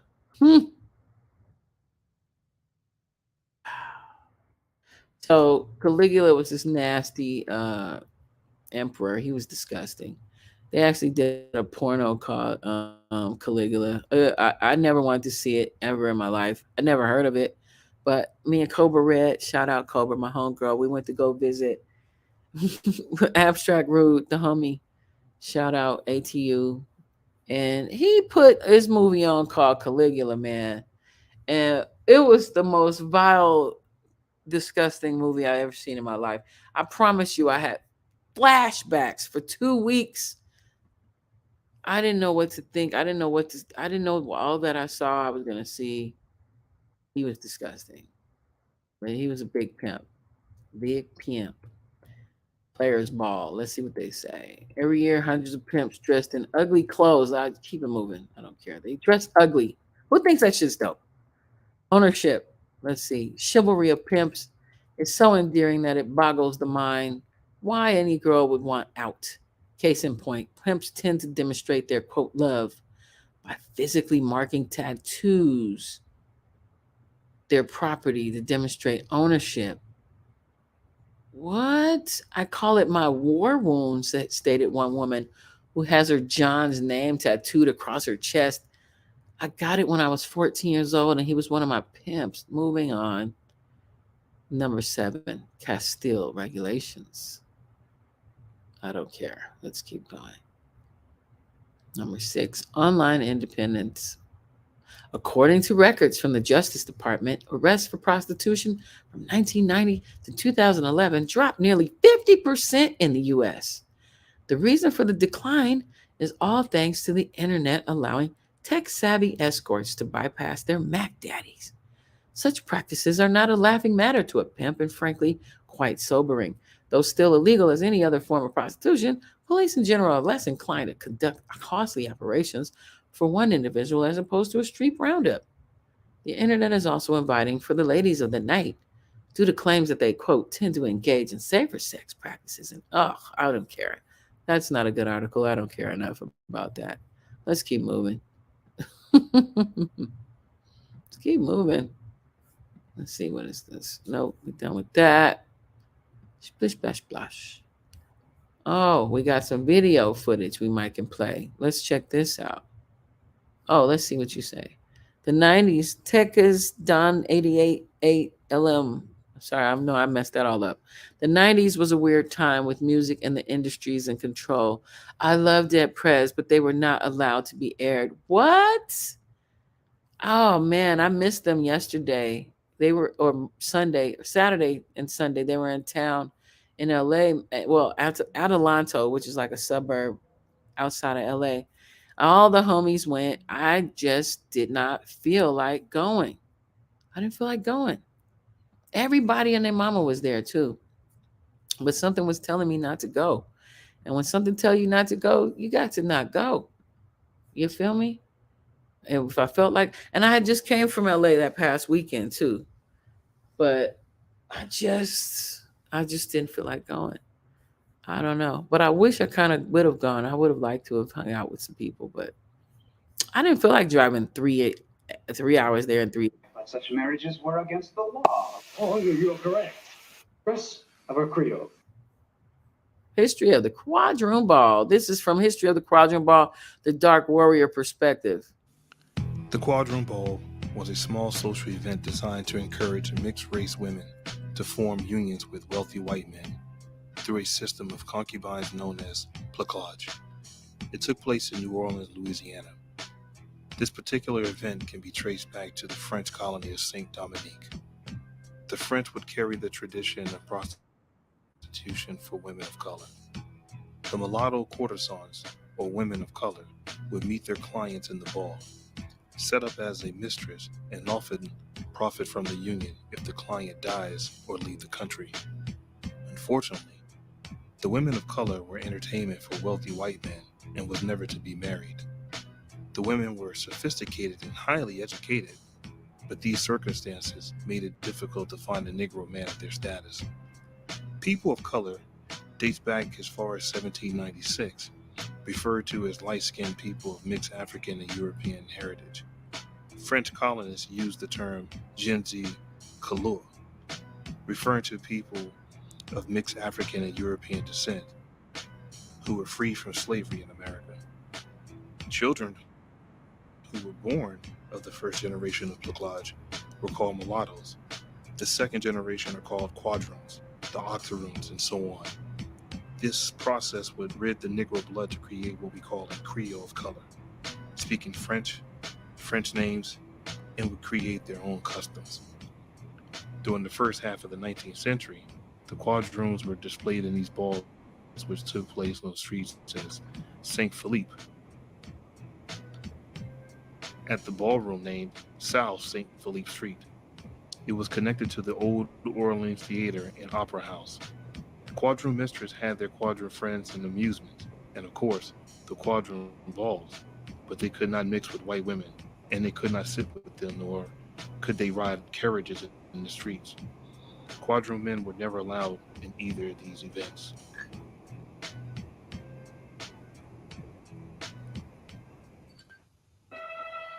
And my daughter, Carl.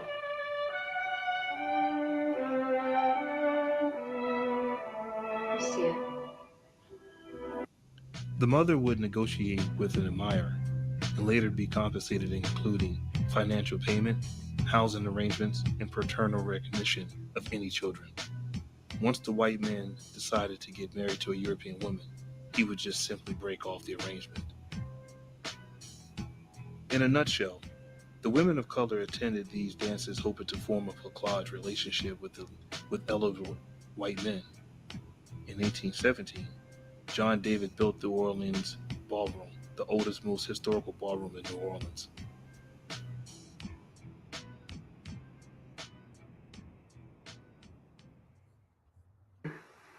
Both the whites and the Negroes call us mules.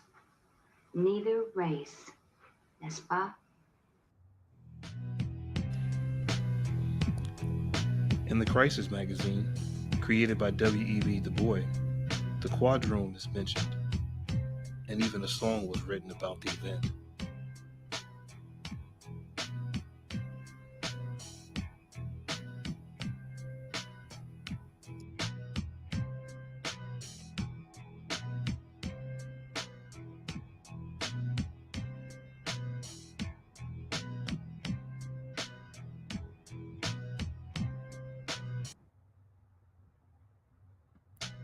One goal in life, and that is to be Negotiate with an admirer and later be compensated, including financial payment, housing arrangements, and paternal recognition of any children.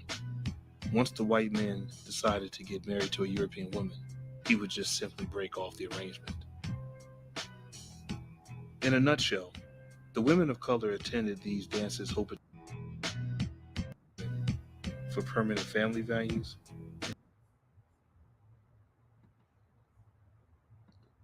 All right. I'm still getting to the bigger point of this sexual exploitation, but this is an analysis. And when you're doing an analysis, You have to hit all points and parts and partials. So back to the pimping real quick. Basically, pimping was arranged, in these balls. Like they would have like their family member or some respected person do the connection. All right, they had madams and shit, but a lot of times some chicks, they just had a man, could have been their boyfriend even, who would just pimp them out to get them a rich little latchkey, who would be, feeding them and stuff like that. It was all about the money. So a lot of these women have a history, a cultural history of using their beauty for whoredom. Okay, they're using their beauty to make money. I won't say whoredom. That's disrespectful, kind of. But that's what it was. I mean, that's what it was. There were different levels. If you notice, see the ballroom stuff, they're getting a man. The man's gonna take care of them, build a family. Then there's the ones who do the one hitter quitter. Then you notice I also showed you the types that would go to the camps. Those were white women. There were also Native American and black women too, going to the camps out west. There was different levels, right? How does that relate? It's all exploitation, and it still emits a nasty stench on today. Okay, and I'm still about to be playing y'all some stuff. So hold on, let me get this next shit popping, and then, but I'm bringing it full circle, a whole bunch. Here we go. We did that one, top 10. We did that. Okay, let's do this one. Let's see about this. This is how twerking for hundreds of years. how, Styles, patterns how's twerking started in America. All right. doing in Africa for hundreds All of right. years. Mapuka is a traditional dance that those in the States call twerk, twerk, twerk. Twerking is an American dance that has been popular for decades in hip hop culture. From inception, Mapuka was usually carried out when some religious or other grand ceremony. It originated southeast of the Ivory Coast in Dabu. This dance is often referred to as the forbidden dance and has been banned in some countries. Stepping plays a huge role in the Black college fraternity and sorority culture. Gumboot dancing comes from South African gold miners who were oppressed under apartheid laws. The miners were separated from their families and forced to work in harsh conditions. The workers couldn't even speak to one another while working together months at a time. The mines were extremely dark and often flooded. Because so many workers were getting sick from the flooding, the supervisors decided to buy them rubber boots. To communicate with one another, they made rhythms and beats with their bodies, gumboots, and chains. Gumboot dancing soon spread outside of the gold mines and into the community for entertainment. As the dance became popular, mine owners took the dancers and formed dance troupes to represent and promote their company. Most of the performances were done in the dancers' own language, which allowed them to really express how they felt about the work conditions and employers while mocking them in their faces. It was a way for them to gain some of their power back. Today, gumboot dancing has morphed into stepping, which was created by African American college students. Here are more dances that African Americans have done in the States that are done in Africa.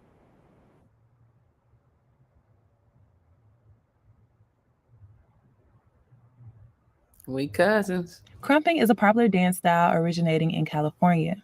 These powerful movements can be linked to the war dances performed by Zulu warriors. Some Africans become upset when African Americans are credited with creating things that originated in Africa.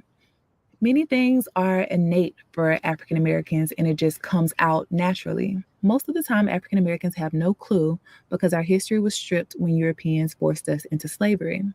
Without oral histories and being properly educated in schools, many African Americans never received their African history. If you are African, take the time to educate your African American brothers and sisters instead of becoming angry. Okay. I don't like that language, but I do like her information, so I appreciate her. We don't use African American. That's bogus, Gossett Jr. And no, we did not come over in no slave trade. I think I've shown you resource and information on that. We did not, unless you came from the Caribbean islands, and even that's still sus. Okay, Tech has done 888 LM. I believe that the Boule Black Hidden came through the root of these balls and connections. There's derivatives. I have friends and family members that are in different parts of them things. And I've seen some of those. There's different kinds. There's debutante balls. There's like college balls and like just Jack and Jill stuff. There's a lot of different levels of different organizations that Black people are involved in, depending on your culture, your class, what part of the country you're in. You know, and that's all I really know on that. I mean, we could get into that another day. You know what I'm saying? But not right now. All right. So what's this one? What is this one? The twerking thing. I think I'm good on that. I think I've said enough about that. Basically, it was a dance, like when the brothers was gonna go off to war, or they was going, to go do whatever the brothers do. The chicks would do the booty shake. You'd be like, "Remember what you're coming back to, boy." That's what the point of the dance was. We made the mistake, as usual, of showing outsiders what we do. And, they had never seen nothing so hypnotizing or amazing in their life. So they made us feel shame about it, and they were like super Protestant. Remember the type of it's really interesting, the stereotype, because the type of white folk that there were different types of white folk at different time that came. The Puritans, these were people who were the derivatives of the killers that they sent over here. Remember the 13 colonies was a penal colony, just like Australia. It was not a country. It was a place they sent criminals and prisoners that they did not want in England anymore. King such and such, you can look up whoever was king around 1600s. Actually, it was Queen Elizabeth, and then it was King somebody else. I can't remember. But he was like, I don't want no more criminals and rapists and killers over here. Send them on boats, make them navigate and find new land.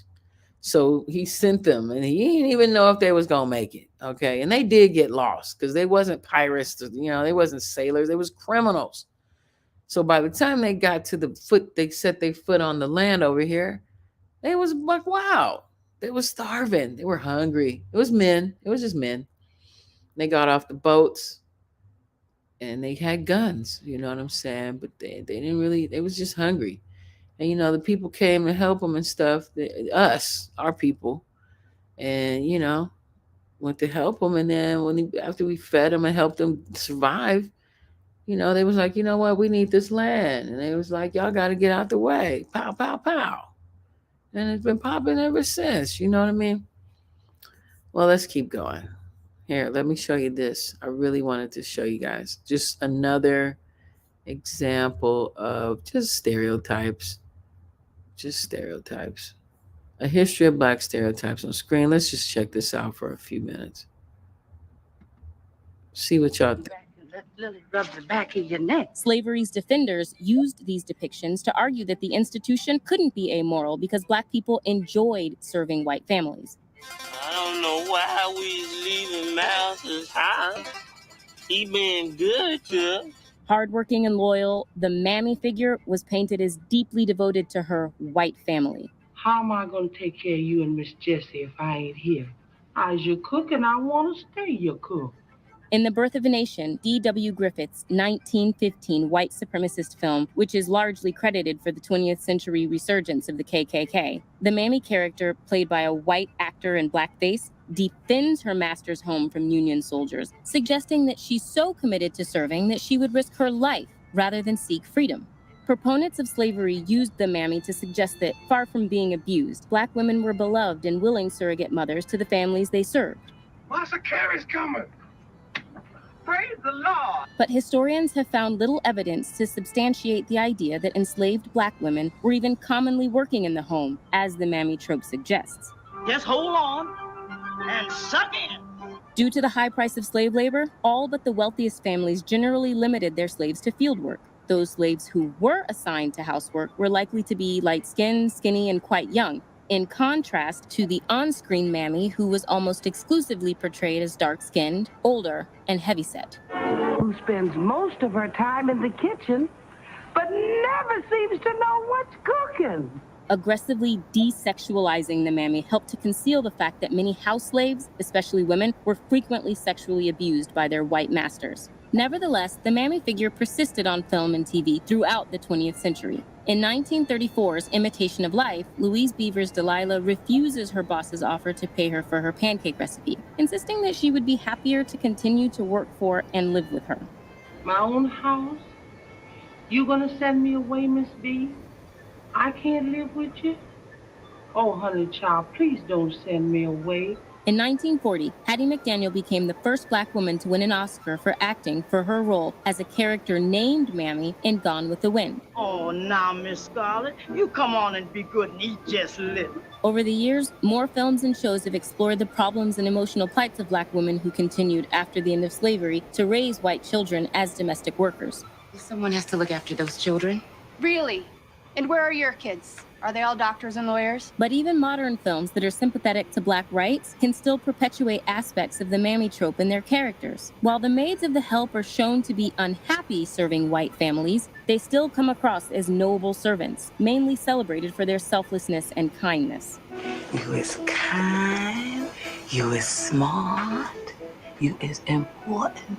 Arguably, the modern trope of the Black best friend, too, can be seen as the partial descendant of the mammy, since this character's role is to constantly provide support and sometimes tough love to the white main character. Sometimes I wonder what it'd be like to go to lunch with my friends and have them ask me about my problem. The strong Black woman trope, which we've discussed in a separate video, also portrays Black women as using their apparently infinite strength primarily to help other, frequently white, characters. Celebrating Black women for their selflessness and service, the minute you started working here, she started getting better. Creates a bind where Black women feel they are not allowed to be selfish or need help themselves. I think the superwoman syndrome is this suffering in silence. The male version of the faithful servant caricature was the docile, pious, and extremely subservient Uncle Tom. What does that mean? Feed the slaves. I don't know what it means myself. Ironically, this type originated from Harriet Beecher Stowe's extremely popular abolitionist novel, Uncle Tom's Cabin, in which the devout Tom nobly chooses to sacrifice his life rather than sell out other runaway slaves. I have made up my mind that I'm going to kill you, unless you tell me what's happened to them. But Stowe's abolitionist message was lost in popular pro-slavery minstrel stage adaptations of her novel, which morphed Uncle Tom into a degrading caricature so devoted to serving that he was more than willing to backstab other Black people. Why did you cry? You scared me. Films also portrayed Uncle Tom characters as totally subservient. Put that big smile back on your face. Which one? This one? In 1935's The Littlest Rebel, Bill Bojangles Robinson, who later became famous for playing Uncle Tom characters, plays an enslaved man who protects his Confederate master from persecution during the Civil War. You know what? He was one of the first millionaires in America. Bill Bojangles. He did a lot for South Central, for the community of South Central. What's up, Trucker Boy Entertainment? Does anyone want to share any commentary? I'm going to put the link in the chat again. Nobody's been bold enough. You don't have to show your face. All you got to do is just click the link and click in and, you know, tell me something good. You have a few minutes to talk, a couple, 3 minutes max, maybe 5. All right. It's there. Hopefully somebody will join in. I like some blaxploitation movies because they're entertainment. But, you know, a lot of people took that stuff to heart and they didn't know truth from fiction. So a lot of people adopted those sick behaviors that they saw in the movies, you know, and that's the trouble with that. Let me press play on this. There are a rebel hiding in this house? No, sir, Master General. Nobody at all, sir. In movies like 1936's Showboat and 1943's Heaven Can Wait, Clarence Muse plays amiable Black servants to white families. Boss! Got good news for you. The captain is out. Ain't that fine? Now you can have a few more cakes.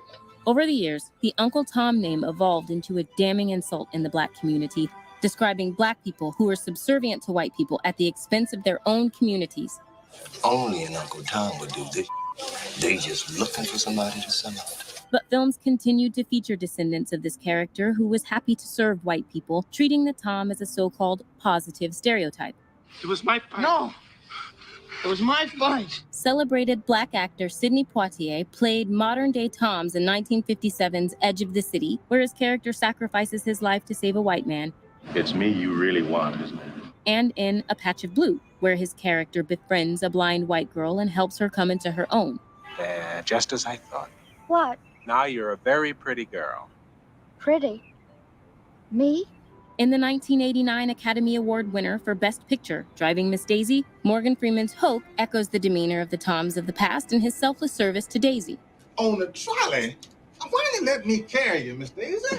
One enduring trope that partially descends from the Tom is the magical Negro, a Black character who possesses some special insight or magical seeming ability. My grandmother and I could hold conversations entirely without ever opening our mouths. She called it shiny. And who exists in the story solely to help the white protagonist on a journey of personal self-fulfillment. Well, you lost your swing. We got to go find it. The enduring popularity of these characters suggests that Black men remain most palatable to white audiences when they are submissive, selfless, and always affable. Hey, you kids hungry? And puts pressure on Black men to perform these qualities. Another historical legacy of Mammies and Toms is the enduring idea that Black people, and especially Black women, are only suited for domestic work. Miss, another martini. Oh, hell no, I know she ain't talking to me. Actually, she doesn't work here. This conception, which severely limited Black women's upward mobility after slavery, is also reinforced by the many American brands that feature Mammies and Toms on their packaging, and who, after decades of criticism, have finally vowed to change their imaging. A second category of Black stereotypes were crafted to send the message that Black people are generally unfit for society. What are their character traits? Ignorant. Dull-witted. Lazy. And unlucky. The Sambo caricature, essentially a slow-witted, happy slave, sent the message that Black people were childlike, lazy, and perpetually smiling. I thought of it all by myself. Well, you must be thinking better than you used to, James Henry. Yes, Master Kerr. I even think more often now. This caricature is at least as old as America, but was popularized by 19th century blackface minstrel theater performers with painted-on smiles. Show time. And it promoted the idea that Black people liked being enslaved because they were simple-minded, perpetual children unable to care for themselves. You gonna put your shoes on? I'm saving them in case my feet wear out.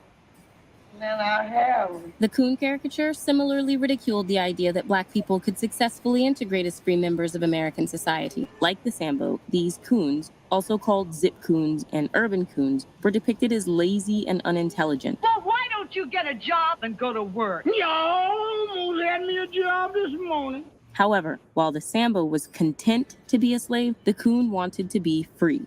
Minstrel shows and beyond derived their humor from mocking this aspiration as ludicrous, showing the coon trying and failing to assimilate into white society, speaking in malapropisms, dressing flamboyantly, and avoiding work at all costs. When the man said boy could give me a situation, he'd have to put me through a simple self-examination. No, stupid. You mean a civil service examination? Stephen Fetchit, one of the first Black actors to reach mainstream prominence, became synonymous with this caricature. There's a letter for you. Well, why you? I'd bring it to me myself. His slow-talking mannerisms and exaggerated body movements othered his characters to an extent that made his performances almost grotesque. All right, you can't say I never told you now. Though this caricature has been largely condemned, its lasting legacy is evident in the volume of 20th century films and TV shows in which a Black or Black-coded character's slowness is played for laughs. Are you brainless? I expect. The ability to speak does not make you intelligent. Mr. Corchata Binks, Mr. Your humble servant. It can be seen in classic Disney animations, from Dumbo, whose crows are coded as Black. They dead, is they? No, dead people don't snow. Or do they? To The Jungle Book, whose King Louis, referencing Louis Armstrong, and his black-coated monkey followers are characterized as dirty, amoral, and uncivilized. Why, you flat-nosed, little-eyed, flaky creep. A disgraceful performance. Associating with those undesirable, scatterbrained apes? When Louis sings about wanting to be like a man, I want to be a man cub, and stroll right into town and be just like the other men. this can be read as expressing his desire to be white, and therefore treated as human. An ape like me, Scooby-Dooby-Dooby, can learn to be human too. He wants to possess fire, Laid a secret on me of man's red fire. a long-standing symbol of what elevates humans above animals, ever since the ancient Greek myth of Prometheus stealing it from the gods to give to mankind. But the other Jungle Book characters view Louis' goal of being human, i.e. white, as depraved and unrealistic. Fire. So that's what that scoundrel's after. And when Louis and his monkeys realize they won't get what they want, they quickly descend into brutish violence and destroy their own home in the jungle's ancient ruins, which scholar Greg Metcalf reads as representing the slums in a scene that he sees as an allusion to the 1965 Watts riots. The Coon caricature resulted in widespread stereotyping of black people as lazy, unintelligent tricksters, even influencing American social policy. From now on, our nation's answer to this great social challenge will no longer be a never-ending cycle of welfare. It will be the dignity, the power, and the ethic of work.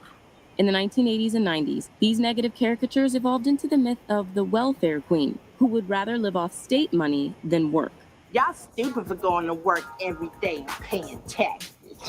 I let the government pay for all my and I lives like a queen.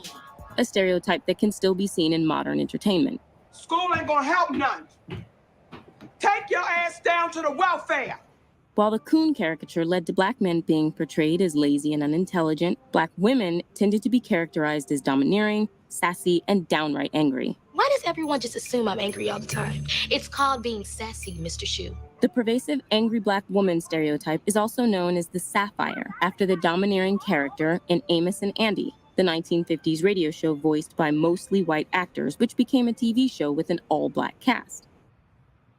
Okay, first of all, did y'all know there was a TV show in the 1950s called Amos and Andy? Yeah, these are classics, Trucker. And they actually are kind of entertaining. I mean, the writing was pretty good, to be honest. Welfare queen to the trap queen. Yeah. You know, that's why they're called stereotypes. Anybody ever heard that term, sapphire? Click a 1 in the chat if you've heard of sapphire. I remember learning about that. It's the, boy, you better, the neck roll, the thing that the brothers always say, she got attitude, that. Anyway, let's check this out. All rights reserved. Hold up. I'm gonna put my little disclaimers up on here. Let's see, bam. This video is for educational and informational purposes, based on the Copyright Act of 1976. We are building over here. Let me tell you, I'm not getting monetized. If anybody would ever like to donate $1.99 to my Cash App, that'd be cool.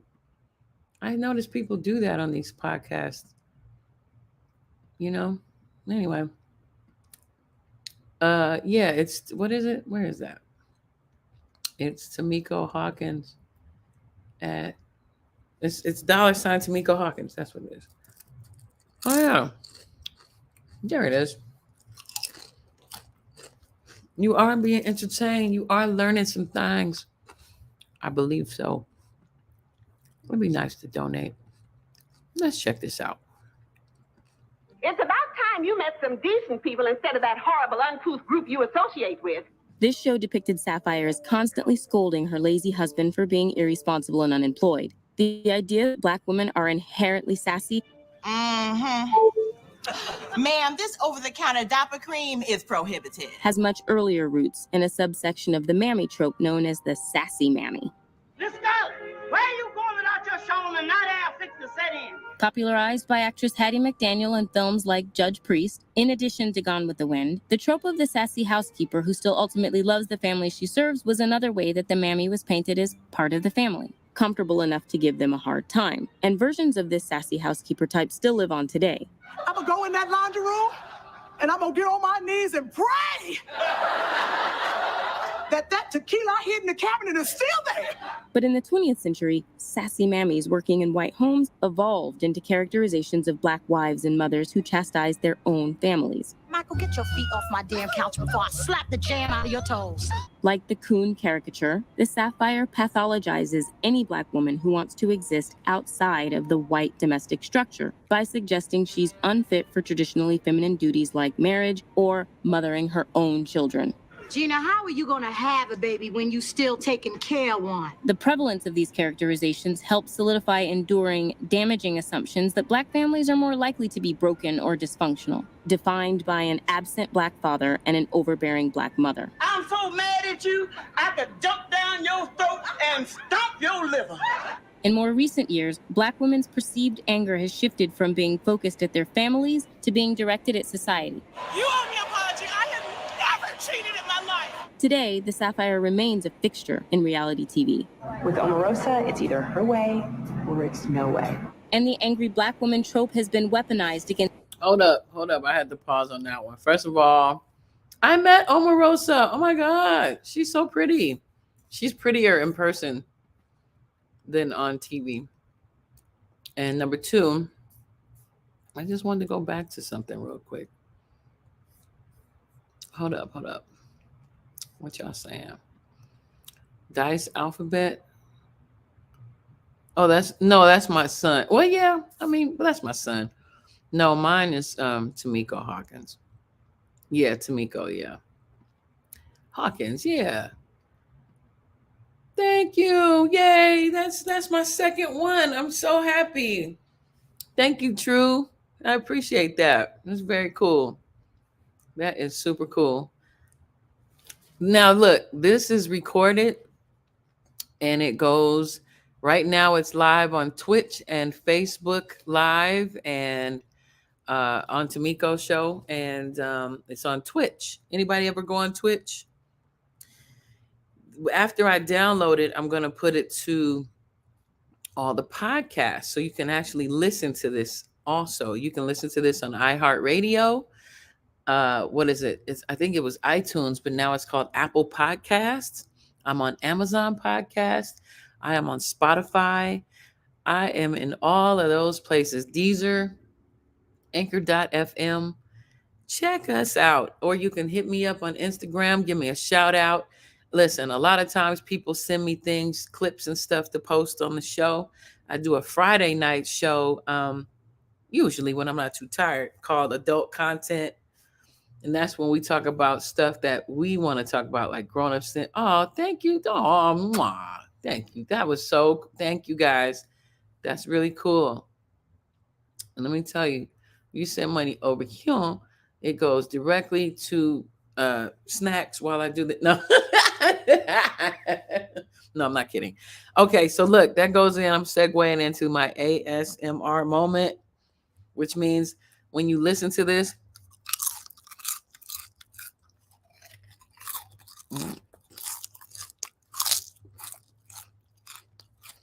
you will hear this. What y'all think I'm chewing? What am I crunching on, y'all? You're so good. I'm smacking.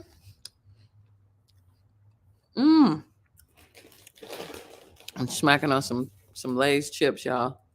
You ever eat the plain ones? They are so good. Anyway, back to the show.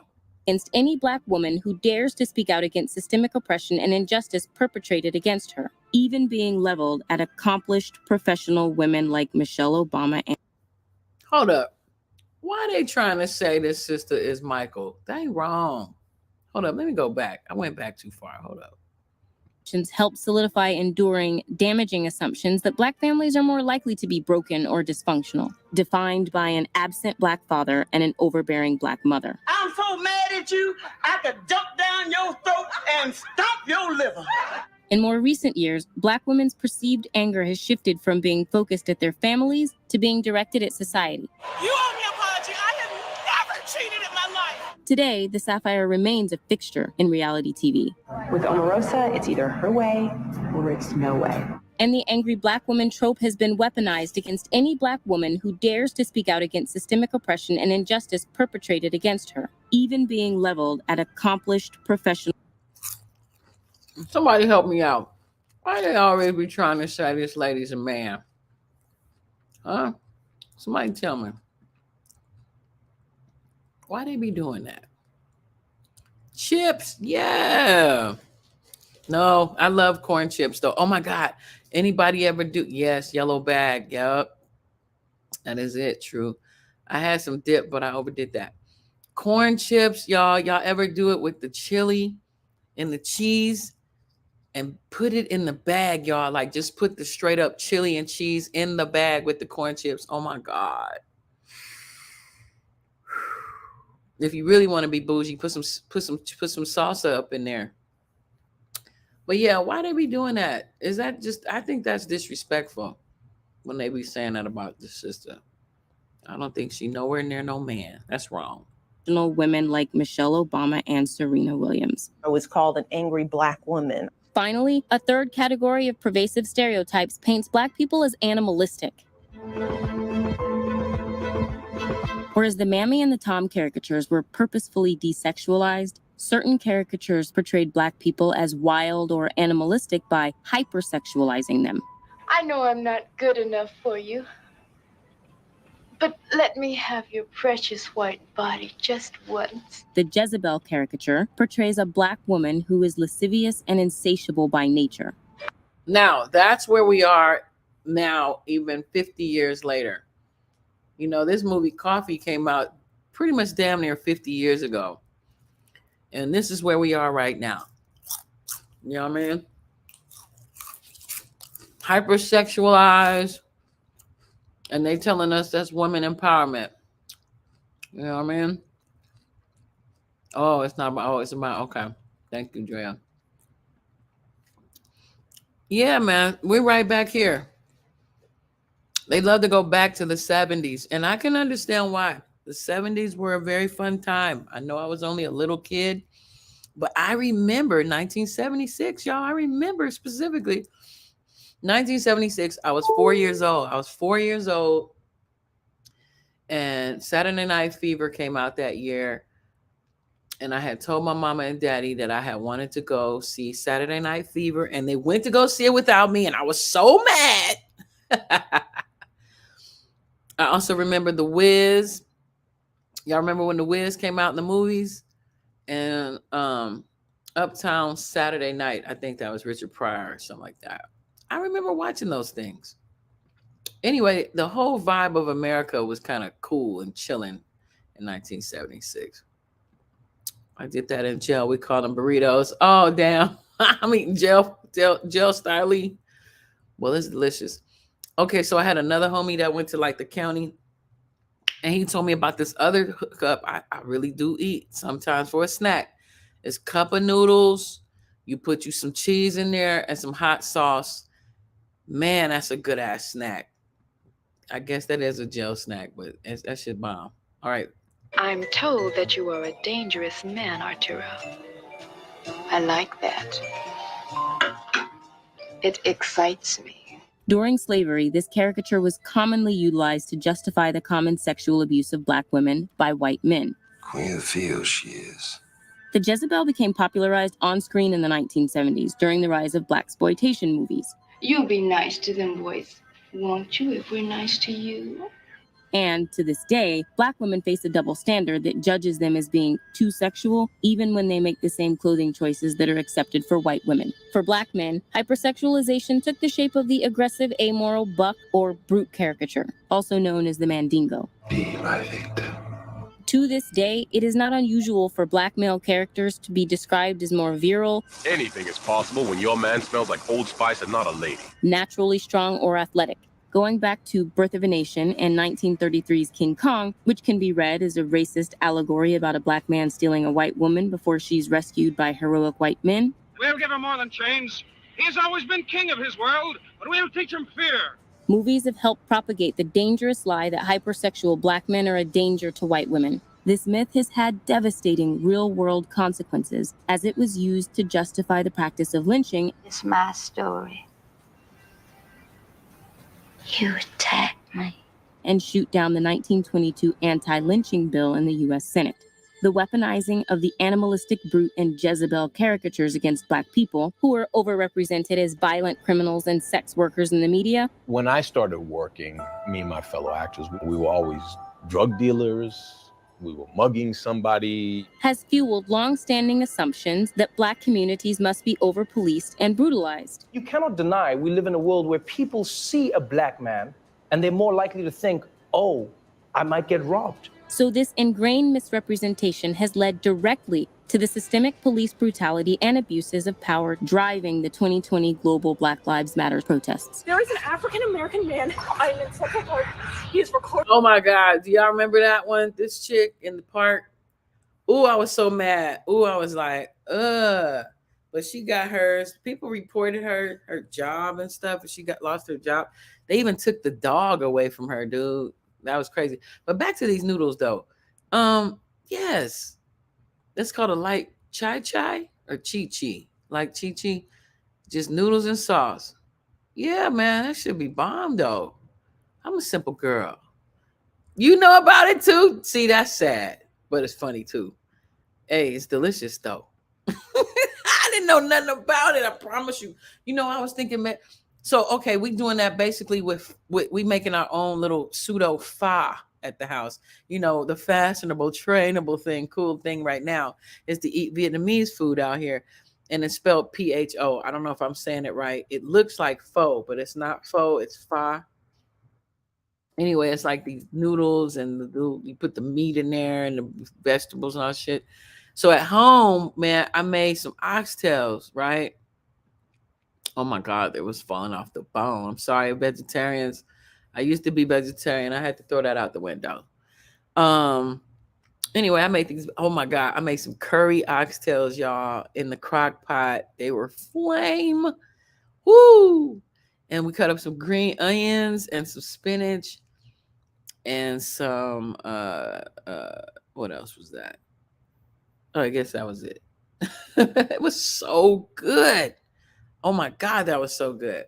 Y'all got to try that. Y'all got to really try that. Some hot sauce. It was so good. Yeah.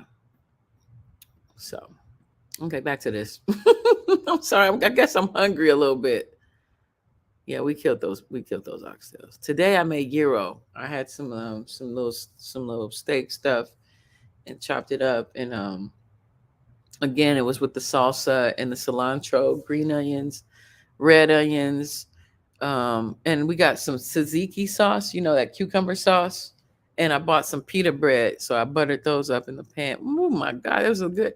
And some lettuce. Woo. Chow. And some hot sauce. You got to put in the hot sauce. Like, it don't matter what it is. It's like, but anyway, let's get back to this. Recording me and threatening myself and my dog.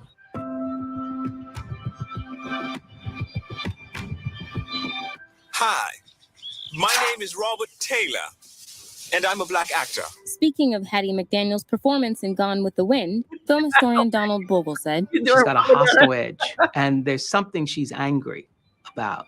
Of course, Gone with the Wind won't tell us that she's angry about having always to work for Ms. Scarlett. In the earliest mainstream films, the majority of Black characters were portrayed by white actors in blackface.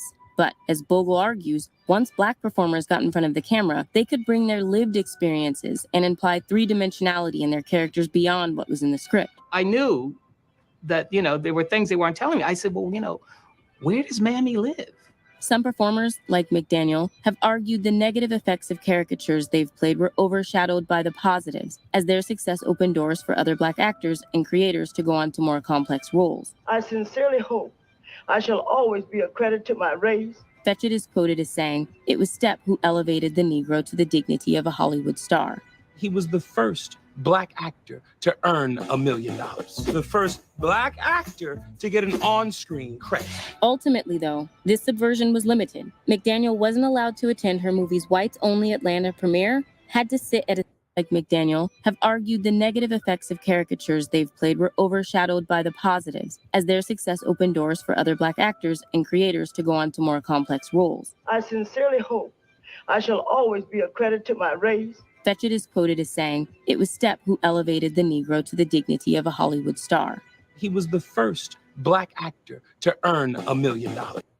Okay, so let me just say two things. First, this is my homeboy. We was homeboy. This is my boy Anthony Anderson. We went to Hollywood High together. Woo woo woo. We went to Hollywood High. He's like a year older than me too. Though. Hold on, what you saying? My Don loves some noodles, anything Japanese, Thai, and your son. I'm assuming you mean son. Anything Japanese, Thai, and Chinese, chopsticks and all. I wouldn't be surprised if we bring some Far Eastern girl. My son is into the chopsticks right now too. He likes anything with the Korean noodles. He loves it right now. He's really into Pokemon and Kamehameha and all of that. Okay. So he's learning Japanese also. He's like, Mom, can you take us to Japanese? Now, you know what? I was like, sure, son. And when I talked to my cousin Libby, shout out Libby, I could have sworn she said $500, but then, that wasn't, I heard it wrong. It's $5,000 each. So, I'm going to have to record some really dope music, and God willing, inshallah, I shall be able to take us next year. That's a big goal. Oh my God. That's like 5, 10, 15. That's like $25,000. We'll see what happens. We'll see. You never know what'll happen in life. You never know. Them noodles is bomb. We back on the noodles. Yeah, they really, it's called Chi-Chi's. Okay, I didn't even know it had a name. I'm going to probably have to make some when I do my podcast. But yeah, me and Anthony went to high school together. So look, after we finished high school, like when I was going to Cal State Long Beach, he had visited me a few times, and he was very frustrated with himself, as we artists tend to be. And he was like, I really want to pursue this acting thing. And he was just so miserable. And I was just like, if that's really what you want to do, brother, you got to just do it. You got to just step out there and you got to just make that shit happen. And the next thing you know, he got the TV show that was on Saturday mornings. And then, boom, he was doing movies.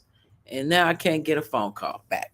You know what I'm saying? I want him to come on my podcast. All the kids are my kids. Stay taking me to this anime ramen spot in Philly, and I'll be so ready. I know, right? Hey, but I like the fact that they're exploring beyond,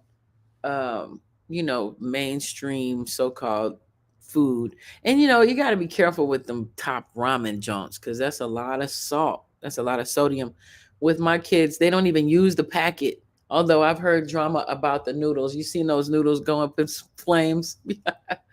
But they make their own sauce, y'all. My kids are like, oh my God. They be making something with like brown sugar and like soy sauce. And I don't even know what else they put up in it, but it'd be delicious. That's what I do be knowing. All right. And there was a second thing, but I don't remember. But yeah, Anthony Anderson, man, that's funny. And he blew up, man. Out of all the crew, he blew up. Like he's the one out of our circle. Brandy went to Hollywood, but she was like about 4 years younger than me. She's not in our group. But Anthony blew up. And Lee Zahavi Jessup, she's like a noted script writer or like script analyst. Like you pay her hourly wage and she'll go over your script and hook you up, maybe try to connect you to a like an agent or something. But Anthony, yeah, he's the one out of our group that blew up. The first Black actor to get an... He's always been funny, okay? Always. Like as long as I've known Anthony Anderson, the brother always been a naturally funny ass brother. On-screen credit. Ultimately, though, this subversion was limited. McDaniel wasn't allowed to attend her movie's whites-only Atlanta premiere. had to sit at a segregated table at the Oscars and was honored for a film that civil rights groups protested for romanticizing slavery. All I'm saying is that without Lincoln Perry paving the way, we might not have a Denzel. And all I'm saying is without stepping fetch it, I might be comfortable napping in front of white folk. Meanwhile, Black playwrights and filmmakers have used satire to undermine popular stereotypical depictions and give audiences the tools to critically evaluate portrayals of Black people on screen. Satire is the way if we are ever to live side by side in peace and harmony. Films like Spike Lee's Bamboozled and Robert Townsend's Hollywood Shuffle use satire to critique the processes in Hollywood that value caricature. Hold up. Oh my God. Hold up. Have any of you ever seen Bamboozled? Oh, wait. Where y'all from? Hold up. I'm from Chicago. Y'all from Chicago? I'm originally from Chicago, and then I moved to LA when I was like 13. But I still claim Chicago because I have a Chicago accent. I don't have the city accent because, you know, that's more, I can't really do it. I wouldn't want to disrespect it. It's a specific type of accent I can't do. But I can do the suburban Chicago. I don't do the flat Chicago accent like that. You know, a lot of people in the suburbs talk like that. I don't do that. But I can because I lived in Wisconsin too. It's crazy. That's part of like a lot of the white people that live up there. They're from like, you know, like they're usually Nordic, like from like Sweden or Germany, or, you know, like they're Polish, and they talk like that. And the Black people that live around them talk like that too. Y'all know what I'm talking about? Anybody from Chi-Town out there? Y'all know what I'm talking about? Bamboozle was my favorite. I must have seen it. I must have analyzed it at least. It's such a long movie too. I must have seen it at least 5 or 6 times, maybe more. Savion Glover killed that. Very underrated. Yes, he did. And you know, when I went to go see it, Black folks was walking out of the theater, man. Black folks was like walking out the theater, and there was only about 5 of us in the whole theater. I could not believe it. They missed it. They didn't get it. And he was doing like a reality show style movie before reality shows was even really popping like that. Spike Lee has always been ahead of his time, man. Give honor and thanks to that brother. You know, Top Ramen is made of plastic. See, that's what I'm saying. I saw this video and it showed them going in flames or something like that. You know, a lot of our food, coming to find out, is made from plastic. They put like cellulose, you know, when you buy the cheese that's already shredded or whatever. And yes, we eat that. It's cellulose. Cellulose is a form of plastic, is what they say. Oh, yeah. So what was the other movie? It was Bamboozled. And what was the other one? What do you say? Hold on. I got to press play. Hold on. White folk. Meanwhile, Black playwrights and filmmakers have used satire to undermine popular stereotypical depictions and give audiences the tools to critically evaluate portrayals of Black people on screen. Satire is the way if we are ever to live side by side in peace and harmony. Films like Spike Lee's Bamboozled and Robert Townsend's Hollywood Shuffle use that one. Ooh. Hollywood Shuffle is probably my all-time favorite. Thank you, Drea. All-time favorite movie. Oh my God. You bought it on DVD? Yeah. Wait, you know the dude that goes, Batty, Batty, Batty. Check it. I ended up working with him on okay, so Tom Joyner used to have this Tom Joyner morning show, used to have this fake soap opera called It's Your World. And Michael Collier, shout out this comedian, Michael Collier. He's the one that brought me to Burbank. And I met the Batty, Batty, Batty guy. I think his name is Adam. I forget. But what city y'all in? Yeah, it's sad. They are turning our bodies into dustbins. Anyway, he's the one that auditioned me, and I ended up working with him. Batty, Batty, Batty. So that was my story. But yeah, Hollywood Shuffle. Shout out Robert Townsend, Chi-Town in the house. I love Robert Townsend. He's always been such a underrated, perfectly wonderful. Oh, Philly. What? Okay, so I've been to Philly one time, guys. Okay, I went actually to go to Virginia. I was working with these brothers, Clef Dollars.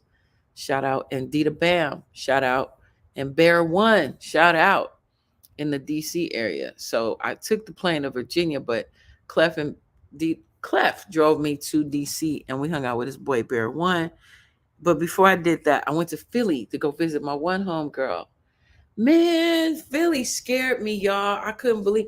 First of all, I have to be enough respect to Philly because it's one of the oldest cities in America, right? In America, it's one of the oldest cities. So with that, it's got a lot of old architecture. And at the time, I couldn't believe how dank it was. I just didn't expect. I didn't know what. I guess I thought they would have treated Philly with more respect, but it was not. It wasn't what I expected, if that makes any sense. It was really grimy. It was really, really grimy. And I more so expected Baltimore like that, but I didn't expect Philly to, it's no distant. I'm pissing off everybody at BMO now. My bad, Baltimore. I love Baltimore people. They just hardcore. They hardcore and they live so rough. Ooh. But anyway, LA ain't no piece of cheese either. Let me just say that. But I'm in Las Vegas. So, and it is a piece of cheese out here. It's like they call it the Mississippi of the West, Las Vegas. And I see why. It's got this subtle racism to it. It's really a trip. But we'll talk about that another moment. Satire to critique the processes in Hollywood that value caricatures over authentic Black storytelling. I need a little more black. You know what I'm saying? Like stick your ass out, bug the eyes. Works like George C. Wolfe's 1986 play The Colored Museum and Keenan Wayne's I'm Gonna Get You Sucker take historical caricatures to grotesque extremes in order to expose the dark messages that underlie them. We also ask that you please refrain from call and response singing between cabins, as that sort of thing can lead to rebellion. While 1996's Don't Be a Menace to South Central While Drinking Your Juice in the Hood skewers the gangsta stereotypes of... Oh my God, hold up. First of all, how many of y'all have seen that?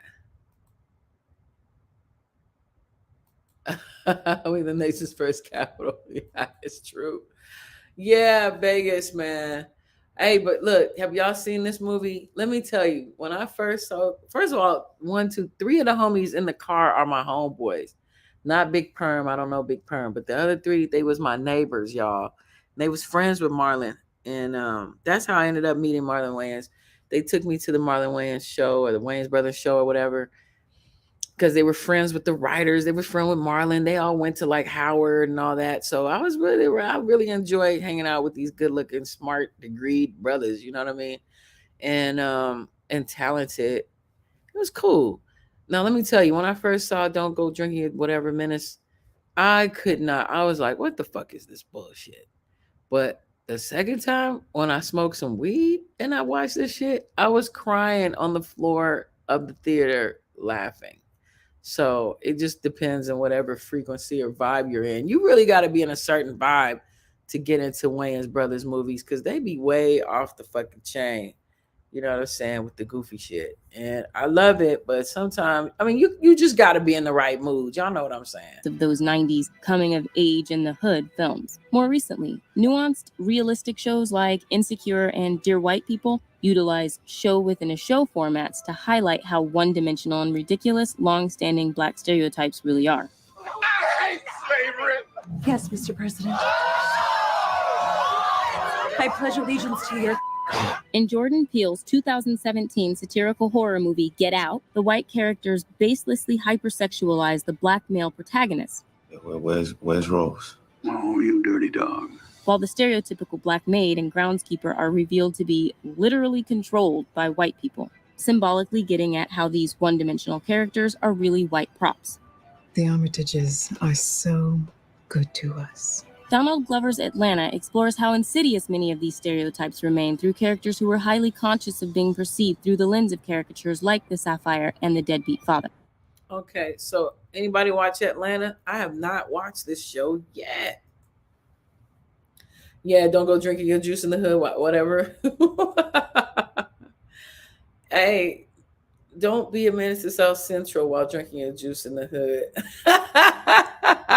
That is the whole title. Don't be a menace to South Central. because you know they was blending all the names of all the movies together. Boys in the Hood, Juice, South Central, Menace to Society. Yeah, yeah. Out of all of those movies, which one is y'all favorite? Menace to Society, Boys in the Hood, Juice. There was a TV show called South Central. I was on South Central with Lorenz Tate. Remember Lorenz Tate, y'all? He was in Menace to Society. He played a really bad. He played that character too damn good. I was really like, because you know, Lorenz is from Chicago too. We used to live in the same apartment building when we lived in Chicago. How fucking what are the odds, right? But that's how it was. I named my son. You name your son Red Dames? Juice. Yeah. Juice is White Chicks. I just watched White Chicks recently, and you're right. It's just a whole different vibe when you're high, straight up. Straight. White Chicks was funny. And they really did some good acting. Because you look, let me tell you, I used to see Shawn Wayans do stand up back in the early 90s, and he was not funny at all, y'all. I'm not trying to diss the brother. I mean, clearly he's a success. And I just saw him at the Burbank airport. I took pictures just like paparazzi while I was in the Burbank airport coming back from Netflix. Yes, darling, I'm officially Hollywood. Okay, so Netflix flew me out to Burbank from Las Vegas. It was like a 45-minute to an hour flight. And why was I at Netflix, you ask? Didn't nobody ask me. But I'm going to tell you. First of all, I didn't know Netflix was a real place. I don't know what I thought Netflix was, but I didn't know Netflix was like a real place. But it is. Oh, Higher Learning. Higher Learning was a part of the parody of Don't Be a Menace. I liked Higher Learning. I must have seen Higher Learning at least probably 12, 15 times. I ain't gonna lie. Maybe more than that. Boys in the Hood is your favorite. I love Boys in the Hood, and I've seen it 1,000 times, but I get emotionally charged when I see what's name get shot. I get emotional. I can't.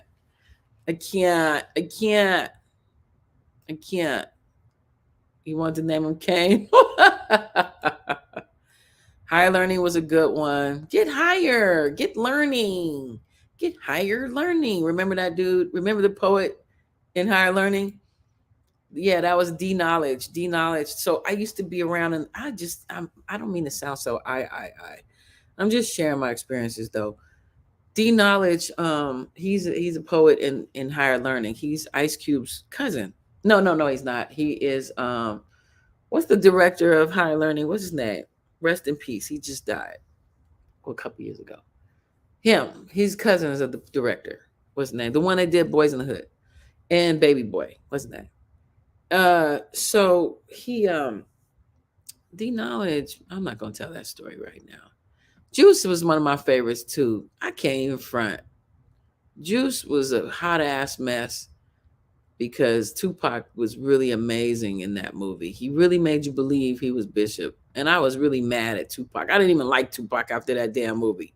John Singleton, yep. Yeah, Tupac just played that goddamn character too well. Okay, like I just, I didn't like Tupac after Tupacalypse Now came out. I swear to you, I really just did not like Tupac. And I met him once on the set of Snoop's video. It's a dog eat dog world. Dog eat dog world. Snoop was there leaning on a motorcycle, and he like looked me up and down. And I guess I wasn't light enough, or my hair wasn't straight enough, or what, I didn't look cute enough, or whatever. And he like looked me up and down, and he had like this weird expression on his face. So I gave him that same expression back. I guess I was acting like a sapphire or whatever. But Tretch was supposed to play Bishop. Yeah, I could see Tretch playing Bishop. I could see that. I mean, it's not a stretch. But Tupac did make it his own. I ain't gonna lie. Tupac, man, and Groove Thing. Y'all remember that song? Well, it's a groove thing. We got a funky swing. That made me think of Tretch. With Jeanne. Remember Jeanne? I'm in that video. That was my 1, 2, That was my second video ever. So my first video was Pop Pop Goes the Weasel with I forget them dudes from New York. I forget. Tupac was too pretty.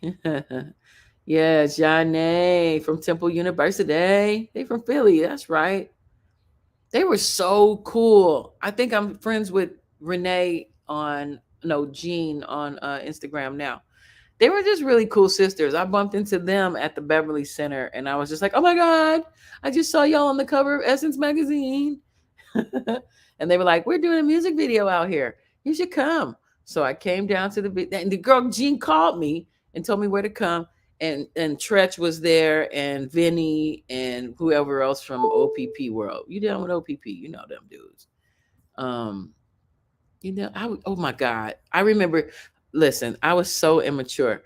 Listen, when OPP first came out, you down with OPP? I was dating this boy named Robert. Shout out Robert. And every time OPP came on, he would sing that song. You down with OPP? Yeah, you know me. And I'd probably pop him in the back of his head. I'd be so mad. And he'd be like, why are you tripping? I'm like, you know what that song is about. Y'all know what that song is about. OPP, how can I explain it? I think I'm playing it. And then I was jumping and explaining it. You know, messing with somebody else's boo. That's what the song is about. And I was just like, don't you be singing that. Don't you be singing that. Don't you be singing that. Okay, let's finish this off right quick. Why are you always turning me into the angry black woman? Because you are. I'm the stereotype? Mm-hmm. Well, your ass, you can't even take care of your own goddamn kid? I'm fine being a stereotype. Despite being highly intelligent and complex people with strong professional potential, Ern and Van both frequently feel trapped by these damaging and reductive stereotypes, which their situations and their society's preconceptions make it almost impossible to escape. I'm not asking for money. You should be. Ain't you homeless? Not real homeless. Not using a rat as a phone or something. Wait a minute. Hold up. I had this part. Wait. I want to tell you. Definitely Biggie. Thank you. I preferred Biggie over Tupac as well. This nigga said, I got the cleanest, meanest, penis. You never seen this. Stroke of genius. That shit is, I don't know why that stood out to me, but anyway. Because I was learning about illusions and alliterations, and he did that shit. I was on some language arts shit. I'm sorry. But come to find out, probably the reason I like Biggie was because he was really emulating King T. Shout out King T, who I'm trying to get on my damn show. Hey, Mr. DJ was sampled from the late Michael Wyckoff's Looking Up to You circa 1982. Thank you, Impu. Thank you. Good info. Damn, I forgot what I was saying. Hey, but anybody ever watch Atlanta? I have not, although I really think this actor is a great actor. He's nice to look at. He's a good singer, poet, rapper, and dancer, clearly from that video. And I like the songs he used to do with Janae Aiko. And, I think he's a cool talent. You know what I mean? I just haven't watched the show. I just haven't sat my butt down and watched it. You really love Atlanta? Yeah, okay. Well, I'll give it a try. Is it on Netflix? It gets deep and it's funny. Okay. Yeah, he's funny. He's a dimensional person. So I would think, I mean, like his person, like I've seen him act and he seems like he's got depth. What's trash? You sorry, what's trash? What's trash? Oh, Atlanta. I don't know. I haven't watched it yet. I didn't feel inclined. Something about him was irritating me. You know what it was? I think it was that song when he was trying to kind of sound like Prince. You know, it's on FX and Hulu. Okay, I gotta pay my Hulu bill. Okay. Well, let's check the rest of this out. Let's check this out. Okay. Once we become aware of how these negative caricatures were crafted to uphold slavery and segregation, we start to see how deeply ingrained they still are, both in our stories. I am sick and tired of you always jumping to the angry black woman of it all. And in our culture at large. If it hurts a bunch of lazy blacks that wants the government to give them everything, so be it. It can be very hard to escape these stereotypes, precisely because they've shaped our cultural views so deeply and for so long. What would you have done if I told you that the solution to all your problems was a magical black man sitting out on the edge of town. Numerous contemporary examples, to varying degrees, still play into these stereotypes or bear subtle hallmarks of them. Here you go, Juggy. As modern viewers, we must do all we can to critically interrogate the stories we watch, to avoid slipping into assumptions, and to seek out thoughtful, nuanced depictions of Black people and others who have been marginalized throughout film and TV history. At some point, you got to decide for yourself who you want to be. Can't let nobody make that decision for you. Only through this mindfulness can we unravel and start to counteract the insidious effects of centuries of misrepresentation. If I'm not the nigga here, and you invented him, you, the white people, invented him, then you got to find out why. This video is brought to you by Mubi, a streaming service we love. Every day, Mubi premieres a new film. Whether it's a movie you've been dying to see or one you've never heard of before, there's always something new to discover. So in this world where it's very easy to spend hours debating what you should watch, Mubi is like... Okay. Well, can I show you some other folks that's passing? They be tripping me out, these folks that be passing in this industry. Side note, since they brought up Get Out, y'all ever thought maybe it's a cry for help? I mean, giving Jordan Peele's particular... You know what? Somebody else said that. It is trash. I got the clean, it's mean, it's that. You never seen it. Stroke of genius. Okay. I give you that. True. However, I mean, he had other songs that were popping. You know what I'm saying? It was other songs, but I didn't like Juicy, though. I get you good and play man. I never liked that song. Here we go. Y'all heard about this? Jonathan Majors and Manager Entertainment 360 part ways. Actor facing domestic violence allegations in NYC. This is Deadline.com by Anthony D'Alessandro. Dominic Haddon. All right. You heard about this? So that means his management company, they decided they don't want to deal with him no more. Dang. Let's read. Let me see what it says. Hold up. Let me get my glasses. Where am I? Here we go. Exclusive.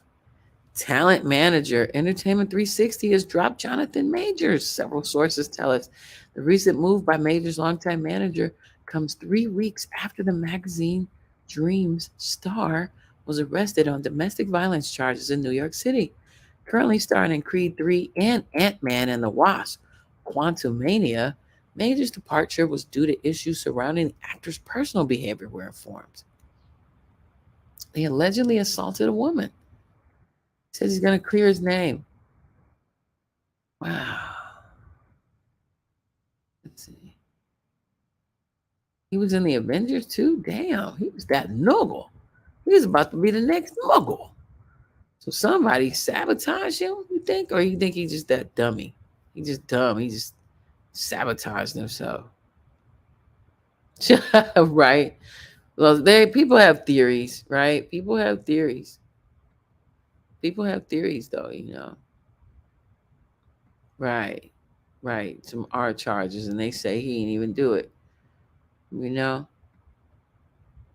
Juicy was bad. I get you good and playing. Who liked that song? I mean, really. Anyways. Let's see. Majors had already shot the second season of Marvel / Disney Plus Loki, in which he reprises his uber villain role of Kang the Conqueror and won't go before the cameras in Avengers, the Kang Dynasty, for quite some time. Deadline hears there's been 0 conversations in the Marvel camp to drop Major. I hope they don't. But, you know, you can't. I hope he wasn't putting his hands on the girl. You know what I mean? Come on. You got to do better, man. You got so much at stake. But, you know, they said he was the one that called the popo. Yeah. They said that old girl saw he had some girl was texting him, and she was in the car with him in the taxi, and you know, just visualize that shit. You know how that shit went down. She was like, who the fuck is this? Why is she texting you at 2 a.m? And he was like, are you so you accusing me or something? Yeah, you know what I'm saying? She started tripping out, crying, because you in the movies and you just, and then he was like, shut the fuck up, you tripping. And she was like, ah, yeah, you know how we could get when I could see her, she's blonde, so she was scratching and acting like a cat. And he was just like grabbing her and shit. And then he was like, I'm calling Popo because you tripping. And then the Popo came, and because she was acting like a cat, she scratched her damn self with her wild ass wiry hair. Okay. And he might have grabbed her, I don't know. I don't know his character like that. But they say he's not, he's not no not grabby person. So it's possible. If he's trying to constrain you because you grabbing at him, he might have just done that. But even look, just like with the Jaguar Wright shit, Jaguar Wright be saying a whole bunch of stuff about people, right? And some people think it's true and some people don't. And there's an actual word. It's called truthiness. Okay. Let me put that on the board. Which means, if you look it up, it means it's close to the truth. It ain't necessarily the truth, but it might have some truth in it. It's a real word. Oh, you talking about Takaz? You talking about Jaguar or chip malfunction? Or you talking about the girlfriend? So yeah, they won't, for some reason, they won't say it's his girlfriend though. But that's it. They make it. I mean, if it's a domestic violence thing, that means it's a relationship thing. You know what I'm saying? And they should say that. But they are giving him the domestic violence charges though. Okay, so look, the actor was arrested March 25th over an alleged domestic dispute with a 30-year-old woman. The unnamed victim was taken to the hospital with minor injuries to her head and neck, according to authorities. Majors is expected to appear before a judge May 8th as he faces multiple counts of harassment and assault from the New York City DA. Jonathan Majors is completely innocent and is probably the victim of an altercation with a woman he knows. Majors criminal defense attorney Priya Chowdhury told Deadline in a March 27th statement, "We are quickly gathering and presenting evidence to the DA with the expectation that all charges will be dropped imminently." Whew. They brought out a text. Let's see. The attorney says the woman's redacted to protect the woman's identity, in which the latter took blame for the fight. Quote, this is the text. "Please let me know you're okay when you get this. They assured me that you won't be charged. They said they had to arrest you as protocol when they saw the injuries on me, and they knew we had a fight. I'm so angry that they did this. And I'm sorry you're in this position. We'll make sure nothing happens about this. I told them it was my fault for trying to grab your phone. I only just got out of hospital. Just call me when you're out. I love you." This whole dude's whole career is a rap. It's a whole rap. This is like it's just a whole rap. It's just a whole rap. Another Johnny Depp story. Yeah, it happens more than people really talk about. I'm learning that. Because when I learned, I watch biographies. I love biography shows. Y'all like those? I like biography shows.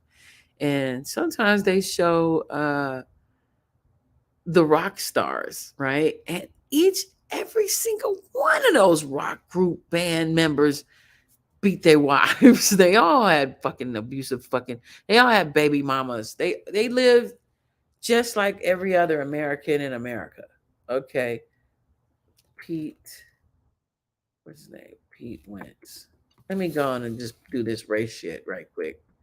I like doing this because the more we really understand we're really all cousins and shit. We're all people. Maybe I'll get rid of that bullshit. But this is Pete Wentz. Y'all know who Pete Wentz is, right? He's from this really awesome group. Okay. He was with Fall Out Boy. I like me some Fall Out Boy. It was pretty dope. Is it a dream? They were dope. But did you know Pete Wentz is black? Blackity black. Blackity black. Tina Turner, yeah, you heard that? She was not like squeaky clean like they tried to play her in the movies. But yeah, Pete Wentz, they used to flat iron his hair. You could tell it's a flat iron now.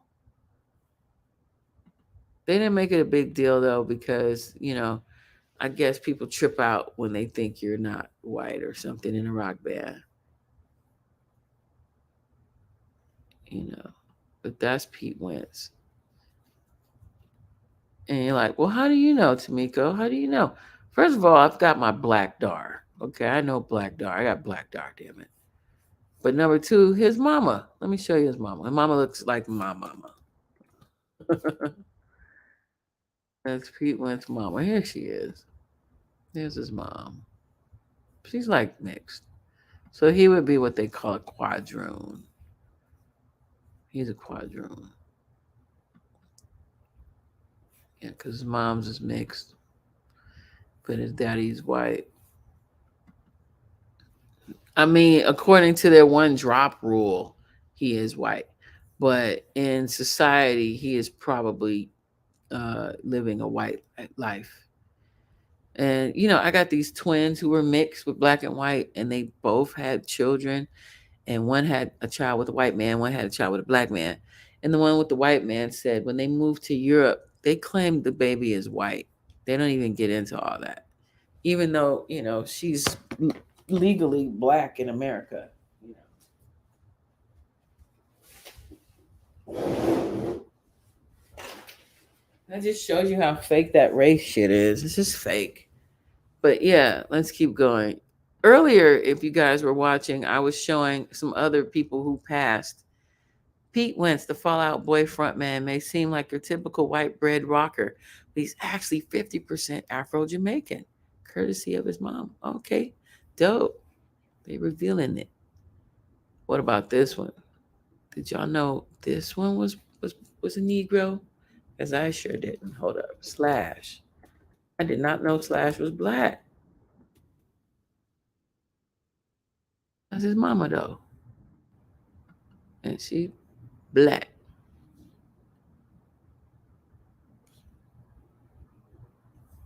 Did y'all know that? They didn't make a big emphasis on that. And I'm glad they didn't. It just shouldn't matter. Vin Diesel is black.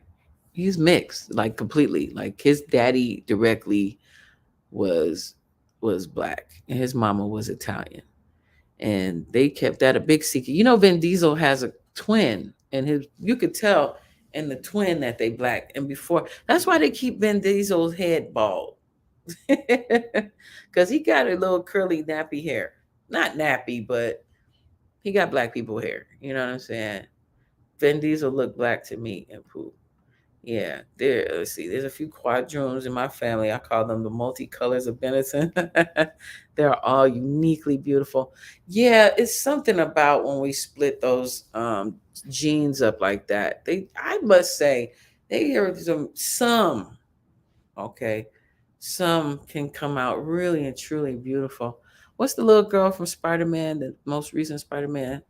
Her, she's mixed too, I think. John Oates has some black in him.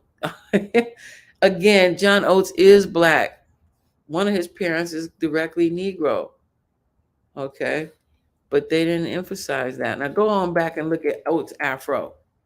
He looked damn near like Lionel Richie. Fuck out of here. But look, there's Slash. Now you see it. I didn't see it in the 80s. I didn't see it. That's Slash in the 80s. I would have said he was Italian. I think I probably said he was Italian. Let me show you this picture. Right? He looked Italian. Now you can tell because he's older. But when he was younger, no, you couldn't. That's his dad. And there you go. Yeah, he was fine. Slash was fine. Shit. Y'all remember Slash? Mm-hmm. Zendaya. Yeah, that's who I'm talking about. Tom Jones might have some black in him. He was supposed to check in 2 years ago. What's new, pussycat? Whoa, whoa, whoa, whoa. I wouldn't doubt it. Catherine Zeta-Jones too. Quit playing. Oh, that's his kid.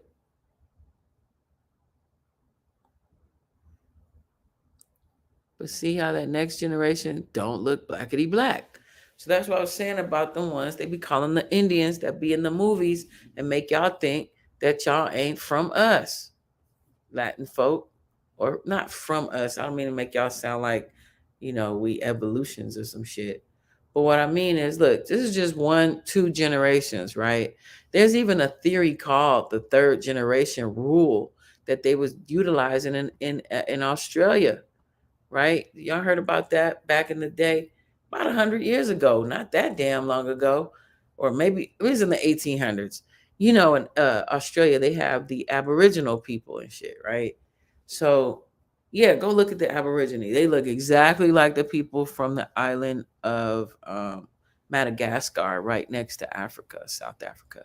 Exact same people. But anyways, so they would steal the children, just same shit they did to the indigenous family here. They would kill the kill the parents, steal the land, take the children.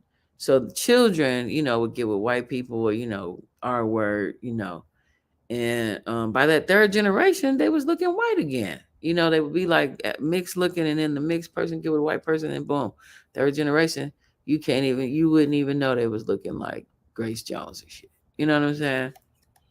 Because of them genetics. And that's the real thing that's popping. And they mix them with black people on purpose to me at this time because they want to extend their life. It's not, because that sun is really messing with people's skin.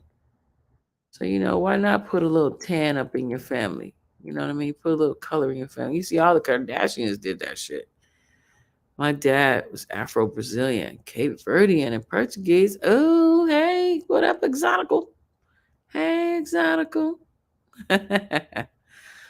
I've learned that no matter how much the melanin is diluted, the DNA doesn't disappear. The history code, oh yeah, is always preserved. We are truly amazing. I bet you won't know this one. Let me show you another one. Let me show you this guy. Let me show you. I know you don't know this one.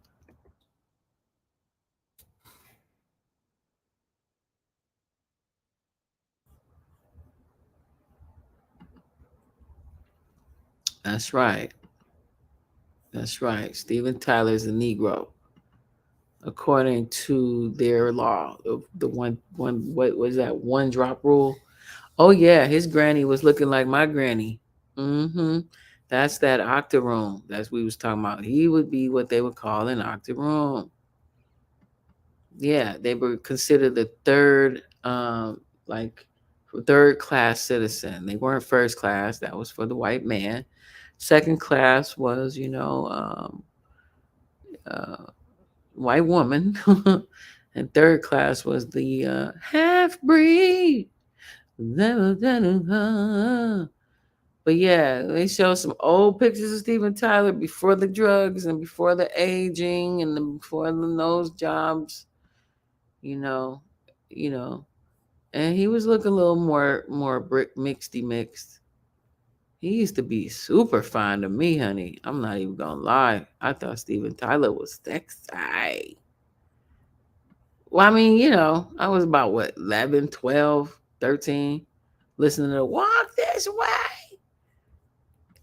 He was hot. Shit. Let's see. Steven Tyler.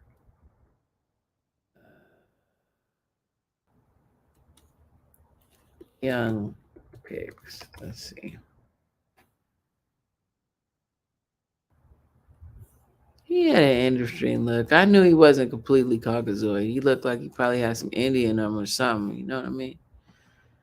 The late singer Carol Chaney waited until she was old. Yeah, that's the name I was trying to remember. Carol Channing waited until she was old. Yes, I'm 91 years old, and I'm going to let you know that my father was a Negro. Yeah, that's who I was talking about. Yep. I saw her little show. That nose, child. Throw it away. Oh, man. Yeah, Carol Channing. Let me show y'all Carol Channing. Funny looking ass. I like Carol Channing, though. I can't front. But did you know I went the whole 90 years without telling anybody that I was Negro? Yeah. And she showed the picture. She busts out with the picture, too. This is my father. She would be what they would call an octoroon. Well, no, she wouldn't. She'd be a quadroon because her daddy was black and her mama was white. They just keep it blonde, honey. They get the nose job. They keep it blonde. Yeah, I like this bone structure too. Those lips on Stephen Given ethnic. Even though they were little worms, they were shapely worms, child. That's how I feel about Mick Jagger too. When I met Mick Jagger, I was like, I used to call him Professor because, I don't know, the British accent, I guess. That was it, yeah, those lips, yeah. Yeah, he had some swag. He had a little swag. Yes, Carol Channing. Look at them nose jobs, boy. She had like 3 of them. I'm gonna get my money. She's still alive, shit. She living longer than most people in the game. Still doing documentaries and shit. And you know that's a wig anyway. She died? What? What? When was this? When did Carol Channing die? Oh my goodness. When did she die? Thanks, New York Times. Oh, you butt. She, in 97? No, that's not right. She died at 97. Well, she lived a long one, man. Hello, Dolly. Well, hello, Dolly. You know what I'm saying about reparations? It's going to be white folk coming out the woodwork on some, you know what I'm saying? Oh, you could really tell back then. You could really tell. Hold up. Y'all not seeing what I'm seeing? Hold up. Y'all not telling me the screen is blank? Hold up. Hello, Dolly. See, you could really tell back then, right? They be getting them nose jobs, man. Still nice to have you back where you belong. She was known from the theater world, and then she got on TV, you know, did a couple of movies, whatever. But, reparations. So that's what I'm saying. When reparations start popping off, it's going to be a gang of white folk. They're going to be like, my great-great-grandmother, just like us. My great-great-grandmother. We both got the same extended fucking relatives. That's what I'm trying to tell y'all, man. They be lying to us about a lot of shit. And what I've learned is that we all motherfucking cousins. We just cousins. So, reparations, word. Some of us should get it more than others. Okay? But just because we're black don't mean we was motherfucking slaves. Okay? They trying to push that shit. No, there were some black people that was like from Jamaica and shit. Okay? That was slaves that they brought here through Charleston. Like, I'm just repeating some things that I said earlier. Y'all can go rewind and look at the maps and all that shit. Okay. That's why they can't tell us what countries we motherfucking from. Okay, because we ain't from none of them motherfuckers. We've been here for a long time, my bros and sis. Now, some of our phenotypes came out looking more what they call African, whatever, because we got some of that in us too. Okay, but we are the indigenous motherfuckers of this motherfucking land. And we got, what they call the American Indian. That's the Alaskan, that's the Asian, that's the Indian. I mean, not Indian, that's a misnomer. They have a name too. They have tribal names, Tehuatl, and that's our cousins and shit. But that whole going to go get us, that's some bullshit. They wasn't even navigating on that level. They didn't even have boats. They didn't have the fucking ability to make boats big enough. Like, you always show them motherfucking pictures of how the slaves was all at the bottom of the boats. Nigga, that's a drawing. Again, that ain't what they really did. Them motherfuckers, they didn't master boating. They didn't master shit. They got lost at sea all the goddamn time. Yeah, misnomer. Yeah, I got a big vocabulary. I had a really good English teacher. Mr. Swinford was honors 10th grade. He made us learn 50 words a week, man. He was not playing. And we had to know the definitions too. That's why, my little students, they so lazy, man. I was like, man, I'm telling you, we had to learn 50 words a week. You had to be like, I'm very loquacious. You know what I'm saying? I circumlocute in my vernacular. He's not playing with us. Anyways, yes, Carol Channing, she kept it blonde and kept the nose perky. Yes. Oh, let me show you somebody else. Did you know this motherfucker was black? Hold up. No, you didn't know. I know you didn't know. This is the Guess Who's Black. Okay, first of all, Anderson Cooper is black. Let me see. Let me show you who that is. Y'all know who Anderson fucking Cooper is. Anderson Cooper is, by all intents and motherfucking purposes, black. Blackity black. How many of y'all knew that? He is an octoroll. He's got ice blue eyes. You wouldn't know he had Negro in him. But let me tell you, his mama is Gloria Vanderbilt. Schwarzenegger means black. So yeah, back when the Moors was in Europe, absolutely. I'm sure Schwarzenegger with this, he got swag too. He corny, but he got swag though. Let's keep it real. He had swag with his old ass. Okay, so that's Anderson Cooper. Now you see his phenotype is more Caucasoid, right? Hold up. Let's go back. Just white. He looks white. His hair is straight. He has got pale skin. He's got thin nose, slim lips, slacky jaw. Okay. Pale skin. But let's look at his mama. His mama is Gloria Vanderbilt. Did y'all know his mama was Gloria Vanderbilt? That was so fascinating to me. Do y'all know who Gloria Vanderbilt was? I'm sorry, I don't need to cuss. I don't know. It's the hip hop. Let me not blame. I will not cuss anymore this podcast. Will that make you feel? Is that okay? I don't have to cuss. I don't. Vanderbilts were like those. They like black people. Half the Vanderbilts was black, but Gloria, because he liked messing with black women. Okay, so Gloria Vanderbilt's mama was black.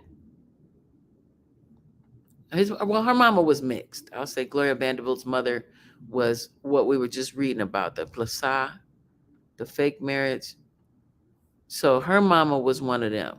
Her mama was like a 19, hot, beautiful. Let me show you a picture of Gloria Vanderbilt's mother. She was a mixed. So she and her sister, her parents used to, I guess, rent them to rich people or rich men or whatever. And he got her pregnant. And he kind of got sprung on her, She was a hot young thing. You know what I mean? And he was kind of a drunk, rich man. This is her mom. It's Gloria Vanderbilt's mom. Let me go back. She was always detached for Gloria. Like Gloria grew up with the nanny that she loved so much. And the mom kind of got jealous of her relationship with the nanny and sent the nanny away. And Gloria was not the same after that. Like, she shouldn't have done that. Like, that was the only consistent thing she had in her life. And, taking that away from her was just really heartbreaking. So that's her mother. I don't know if you can see that. Gloria Morgan Vanderbilt. She was a half-breed. Them cafe au laits. Yeah. But that's what they would do. They would get with teenage women and make out an agreement, an arrangement based on their beauty and based on their money. You know what I mean? The girls had the beauty And the men had the dough. That's her. She was fly. She was fly. So yeah, that's her mom. Her mom was half, well, Creole, I guess you'd say. And then she married she had a baby with a white man. So then yeah, I guess Gloria Vanderbilt would be an octoroon. So maybe Anderson Cooper is not none of that. Maybe he's just plain old white. Because all them generations. I don't know. I don't know. His grandmother was black, according to what they call it in America. You know? She's like Mariah Carey. Is Mariah Carey black, y'all? Is she? Is Alicia Keys black? Oh, wait, what's that British one? The British girl. She came out singing. Well, Meghan Markle even. Meghan Markle definitely looks like a Negro. Okay. But you know, when she straightened that hair at that one point, and when she put that lighter colored makeup on, she could have passed. I would have knew. We would have known, wink, wink, but she could have passed. Oh my God, Freddie Washington was so beautiful too. Let me put Freddie Washington on the screen. Freddie Washington, she said that the film companies offered her to pass. Yeah. Back in the could pass for white. Hollywood tried to get, you just said Hollywood tried to get Freddie to do so, and she refused, and that limited her opportunities.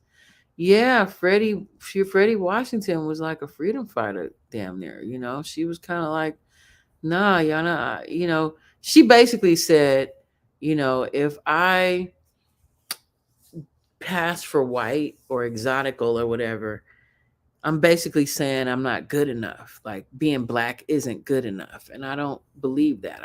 I feel good enough. If I can't get parts because y'all don't want me in them because I'm too. She had blue eyes too. She had blue eyes, and they would have just gave her a nose job and made her lose about 10 pounds more, and then she would have just been like Natalie Wood. You know what I'm saying? Who I definitely feel Natalie Wood was like an octoroon. They totally lied about Natalie Wood's past. But yeah, Freddie Washington could have passed. You see that? But she was like, nah, I'm not doing that. Both of my parents is black. And yeah, this is from that movie. I like that movie. It's, what's it called? I can't even think of it right now. But it did affect her, you know, it did affect her career. Sarah Jane. Oh, crazy. I grew up on the Vanderbilts. Me too, and Pooh. You know, just watching Gloria throughout the years. She had Anderson at an older age. And wasn't that the other son, the other child killed himself? Something like that. Let's see, Gloria Vanderbilt. You know, we felt sorry for Gloria Vanderbilt. That's what it was. I was really into biographies and stuff. And I read her biography. She was just a very lonely child. Like, you know, again, she had that nanny.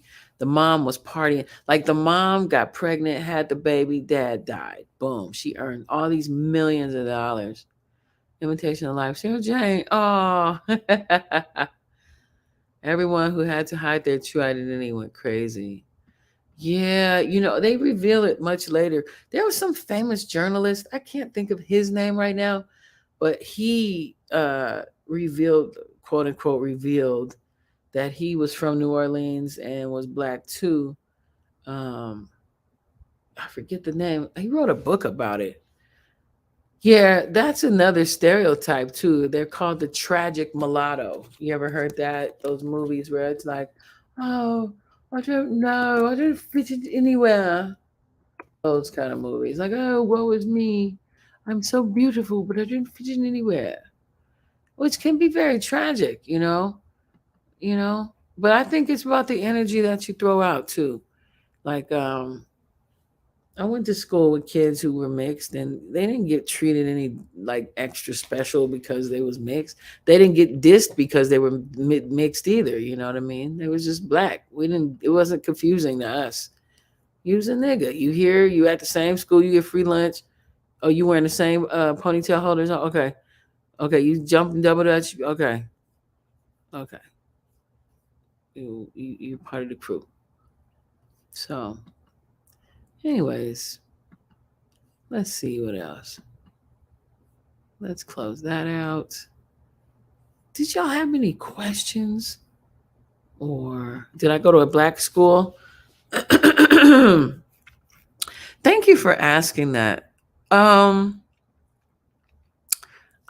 For college, I'm assuming. Okay, so I'm from Chicago, which is a very black city. It's a very well, I don't know how it is now, but it used to be very segregated. So I grew up around all kinds of different black folk. Like my particular family, my mother's family is from the suburbs of Chicago, right? So it's different, right? In the suburbs, black people and white people generally live around each other and may go to the same school, go to the same social events.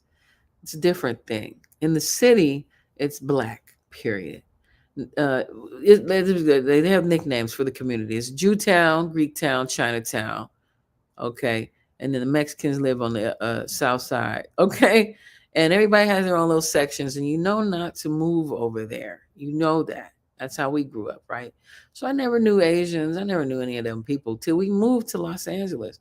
Even in Wisconsin, I lived in Madison, which was mostly, I'd be the only black kid in the whole school. Okay. How you guys? You guys. Okay. And like, for example, one time, the worst experience I've ever had going to an all white school was, okay, so first of all, my mother made me double, which means I skipped a grade. I've never been to the second grade. So, but I've been to like fifth grade twice. That's another story for another day. But there was this French transplant boy in our class, and his name was what's his name? Oliver. And I guess Oliver had an issue with me because I was different, so he decided he wanted to kind of bully me. And he started calling me Noir Sausage, Noir Sausage. And then all the other kids started saying, Noir Sausage, Noir Sausage. And I was like, what is Noir Sausage? What is that? And I looked it up. Child. Noir means black. Sausage is sausage. It was calling me black sausage, y'all. Black sausage, black sausage. Noir sausage. Right? So at first I sat there stunned, like, you can't believe people are doing this. It was like from that scene from Carrie when they put the pig blood on her at the prom and the flashbacks of her mama talking about, they're all going to laugh at you. They're all going to laugh at you. Pops in your head. I know I went deep on y'all with that one, but that's how I felt. So, yeah. Nuance. I see. So I looked up something in the French dictionary that I could say, to cuss the kid out or whatever. I don't remember what I said. I might have said banana head, and it was French. We're going to take it, whatever. But yeah, I clearly that must have affected me because I still remember that. You know what I'm saying? Noir sausage. I swear to God. But anyways, I don't know if I was 1000% clear on what my message was for today, for this memo, but I really hope that it was clear to a degree. And I really appreciate you guys popping out with me tonight. I do have to work, so I should go to bed.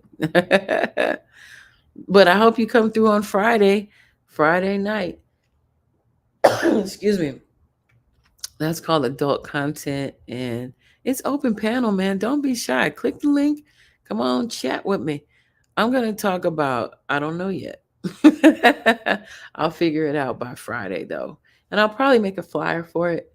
I really wouldn't mind doing an interview with somebody. I'm thinking about a few people. I'll see. But anyways, give me a 1 in the chat if you learned some things tonight. I hope we all learned some things tonight. Chicago is still segregated. Gentrification has been on the move for a while. Black sausage. Yes, French and Pooh. No, sausage. Your potty mouth is cool with me. Oh, thank you, Aunt Pooh. I'm always trying to improve for myself. Drea, hello, I don't know that we got the Freaknik, but I enjoyed you and I followed you on the ground as well.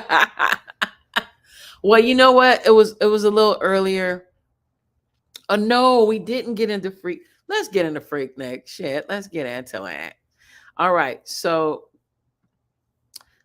I was the only African child in a school of over 2,000 out in the middle of nowhere in England. Wow.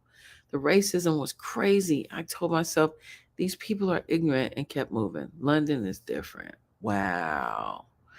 Oh, I'm sorry about that. Hey, you know what they say over here in America? They say that there is, like, they don't even believe there is racism in England, you know? So it's interesting that you mentioned that. Of course, it's global, right? The Britons are the number one. They're the ones that went over imperializing and colonizing everybody everywhere. They're like the refined originators of all this oppression. Clearly, they're racist, right? Period. But I know there's a lot of Jamaicans and Nigerians there, and the poor whites seem pretty cool. You know what I'm saying? But I ain't been there yet. I can't wait to go. You know. Thank you. I love your energies too. All of you guys have been super cool. And I Freaknik, let me get into that. So it's not I I think I found an article. Let me find it. They were talking about these black female. Okay, let me just find it. Black female execs try to block Freaknik coming out. Yeah, that's what they're doing. They trying to sue. They're trying to sue whoever's bringing that movie out because they said they don't want that to mess up their career. So they're saying they weren't authorized to present that. So that's the bullshit right there. Let's see what you're saying right here. I usually don't catch you live. It's always a pleasure to learn from you and people in the chat. Oh my God. You know what? I have met some really cool people in Pooh just going to podcasts. I love Night and Day Network. They build on some real levels. They give Hollywood gossip, but they definitely like build. I love building. They do it several times a day. Lovely T is dope. She always has receipts. It's Lovely T.I. I even like Cynthia G. She be banging on the brothers, though. That's not for the brother. That's a woman's space right there. Drea, my best friend is from London and is African. He's the most beautiful man I've ever seen. Girl. Ooh. The county side is so different than the inner city. I can't wait to travel. I really can't. Let's see. Freaknik. Okay, thank you. I almost forgot. All right, let's look at this article, guys. Let's see. Prominent black professionals sue Hulu over 94 Freaknik documentary release. This is from newsone.com, guys. Let's see. The release of Hulu's documentary about 94 Freaknik. Hold on, this is distracting. Celebrating its upcoming 30th anniversary has Gen X up in arms. Many of the 90s college students are now in their 40s and 50s and in the prime of their careers. A group of prominent Black professional women plan to sue the streaming company and block the film's release. Based on concerns about what could potentially be exposed, they're filing a lawsuit in Atlanta's federal court against Hulu. The women are saying it's unlawful because they did not sign media releases. Uncle Luke is producing it. Freaknik, the wildest party never told. We'll also see Jermaine Dupri. Oh, I am not surprised. Oh, he's such a weasel. I can't stand Jermaine Dupri. I actually worked with Jermaine Dupri. He's so gross. He is just so gross. You want to know what he did? Can I tell you? Night and day have such industrial and forward-thinking minds. Love their young energy, pure love and education.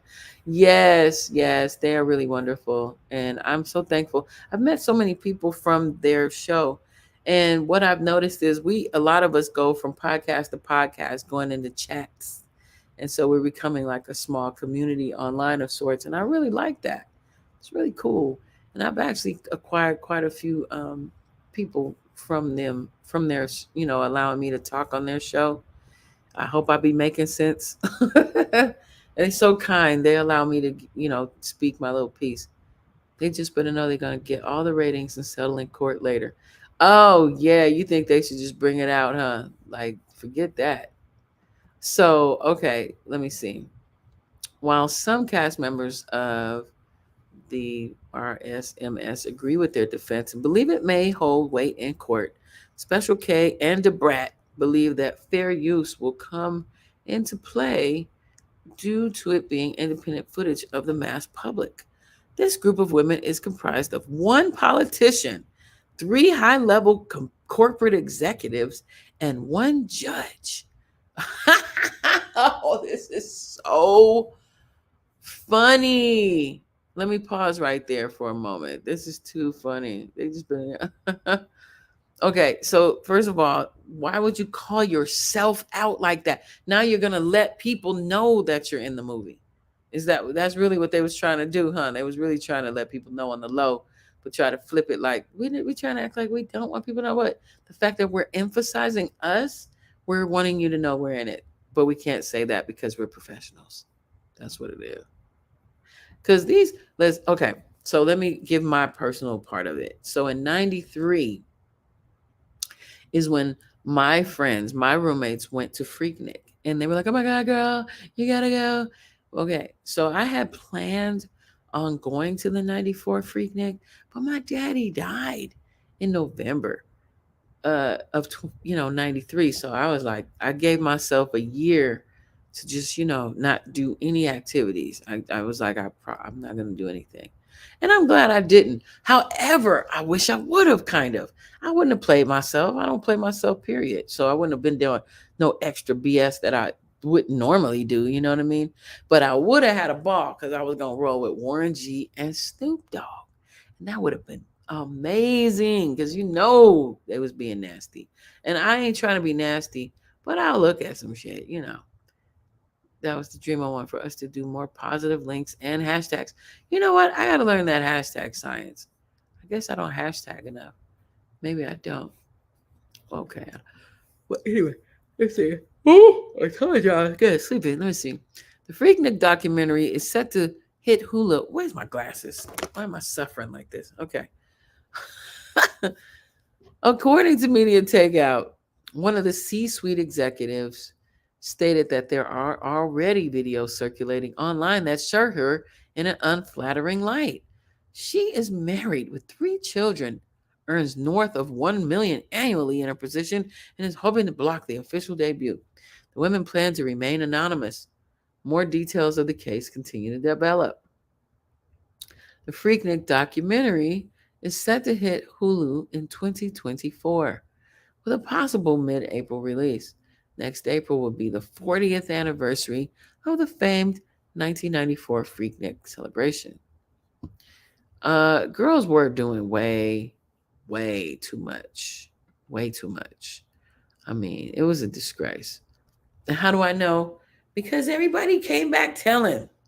It was so wild, they didn't have another Freaknik from what I remember. I think that was the last Freaknik.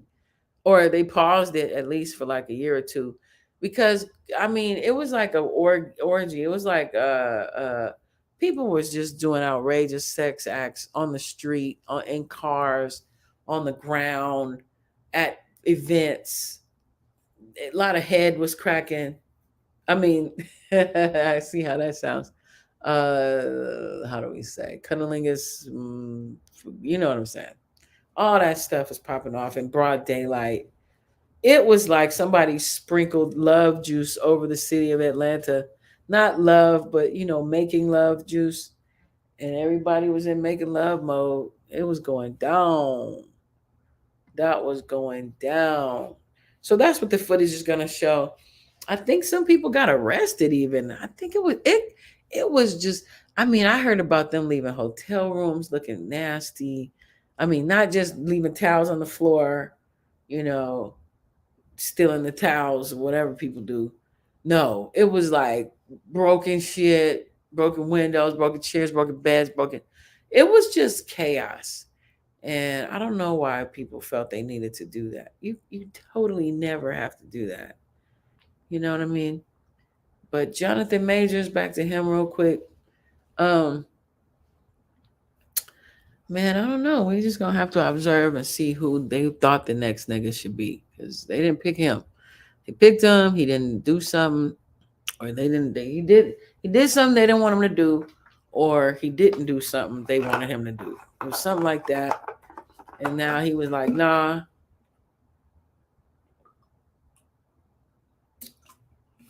And now they just nixing his situation.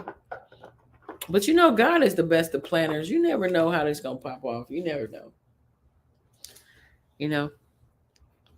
Let's see. Yeah, they shouldn't have done it then.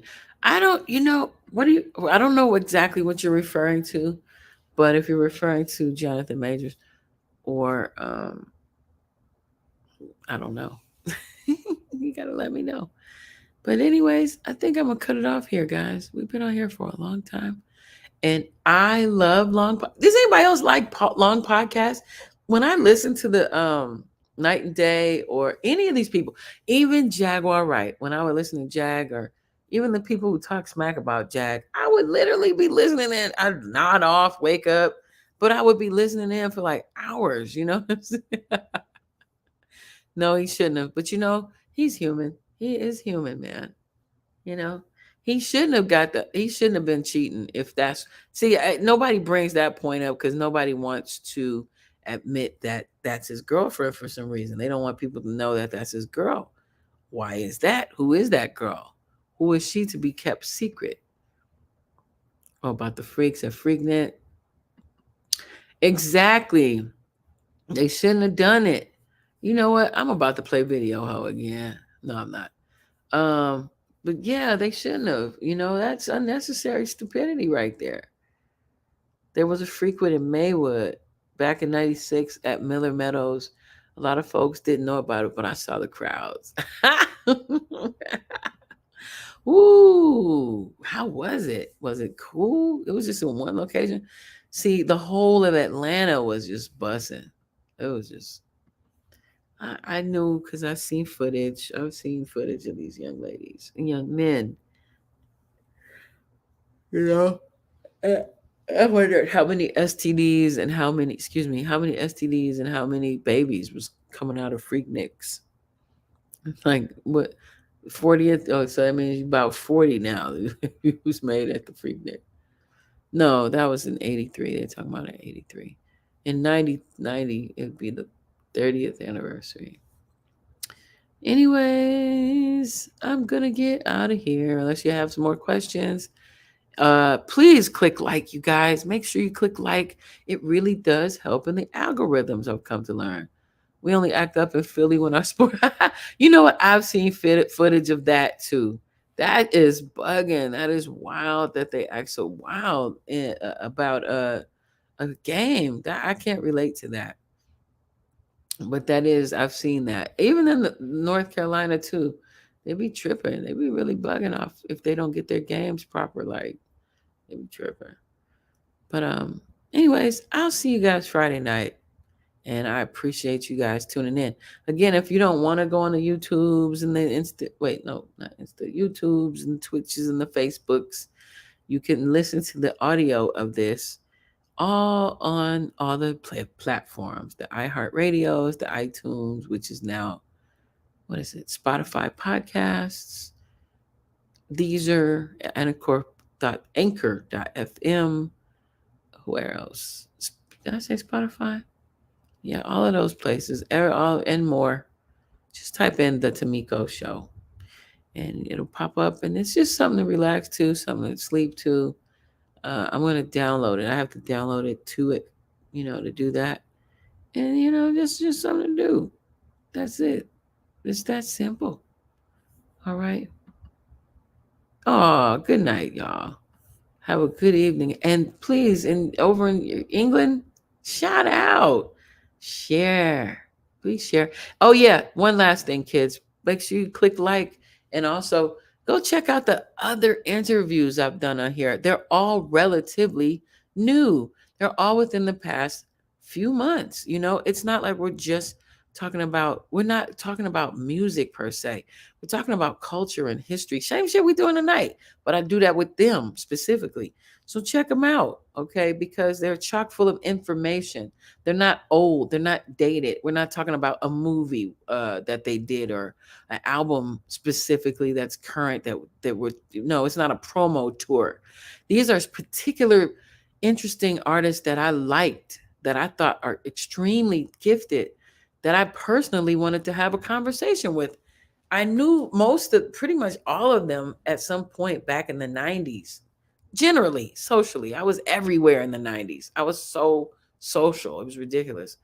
And I just reached out to a lot of these people because I wanted to talk to them and just reintroduce them to a new generation. I have students who may sneak around and watch my shit, and I want them to know who these artists are. You know what I mean? That are a monumental aspect of Los Angeles underground music. I mostly listen to some of the long podcasts. Some be 12 hours long. Not for me. Okay. Very informative. Yeah, thank you. I didn't really know I had that many experiences in the entertainment industry until I started talking to my students down in Louisiana about my experiences, and they'd be like, "Dang, Miss Gilbert, you seen this and you done that," and I was like, "Yeah," because pretty much everybody I know did extra work. All of us, it was the hustle. It was the hustle you did in LA. If you didn't want to work at a restaurant or in a mall, you did extra work. So thank you. My podcasts are informative, like my experiences in the entertainment industry. Thank you. I hope they are. Yeah. So that's why I do this. I do this because I like communicating. I love learning.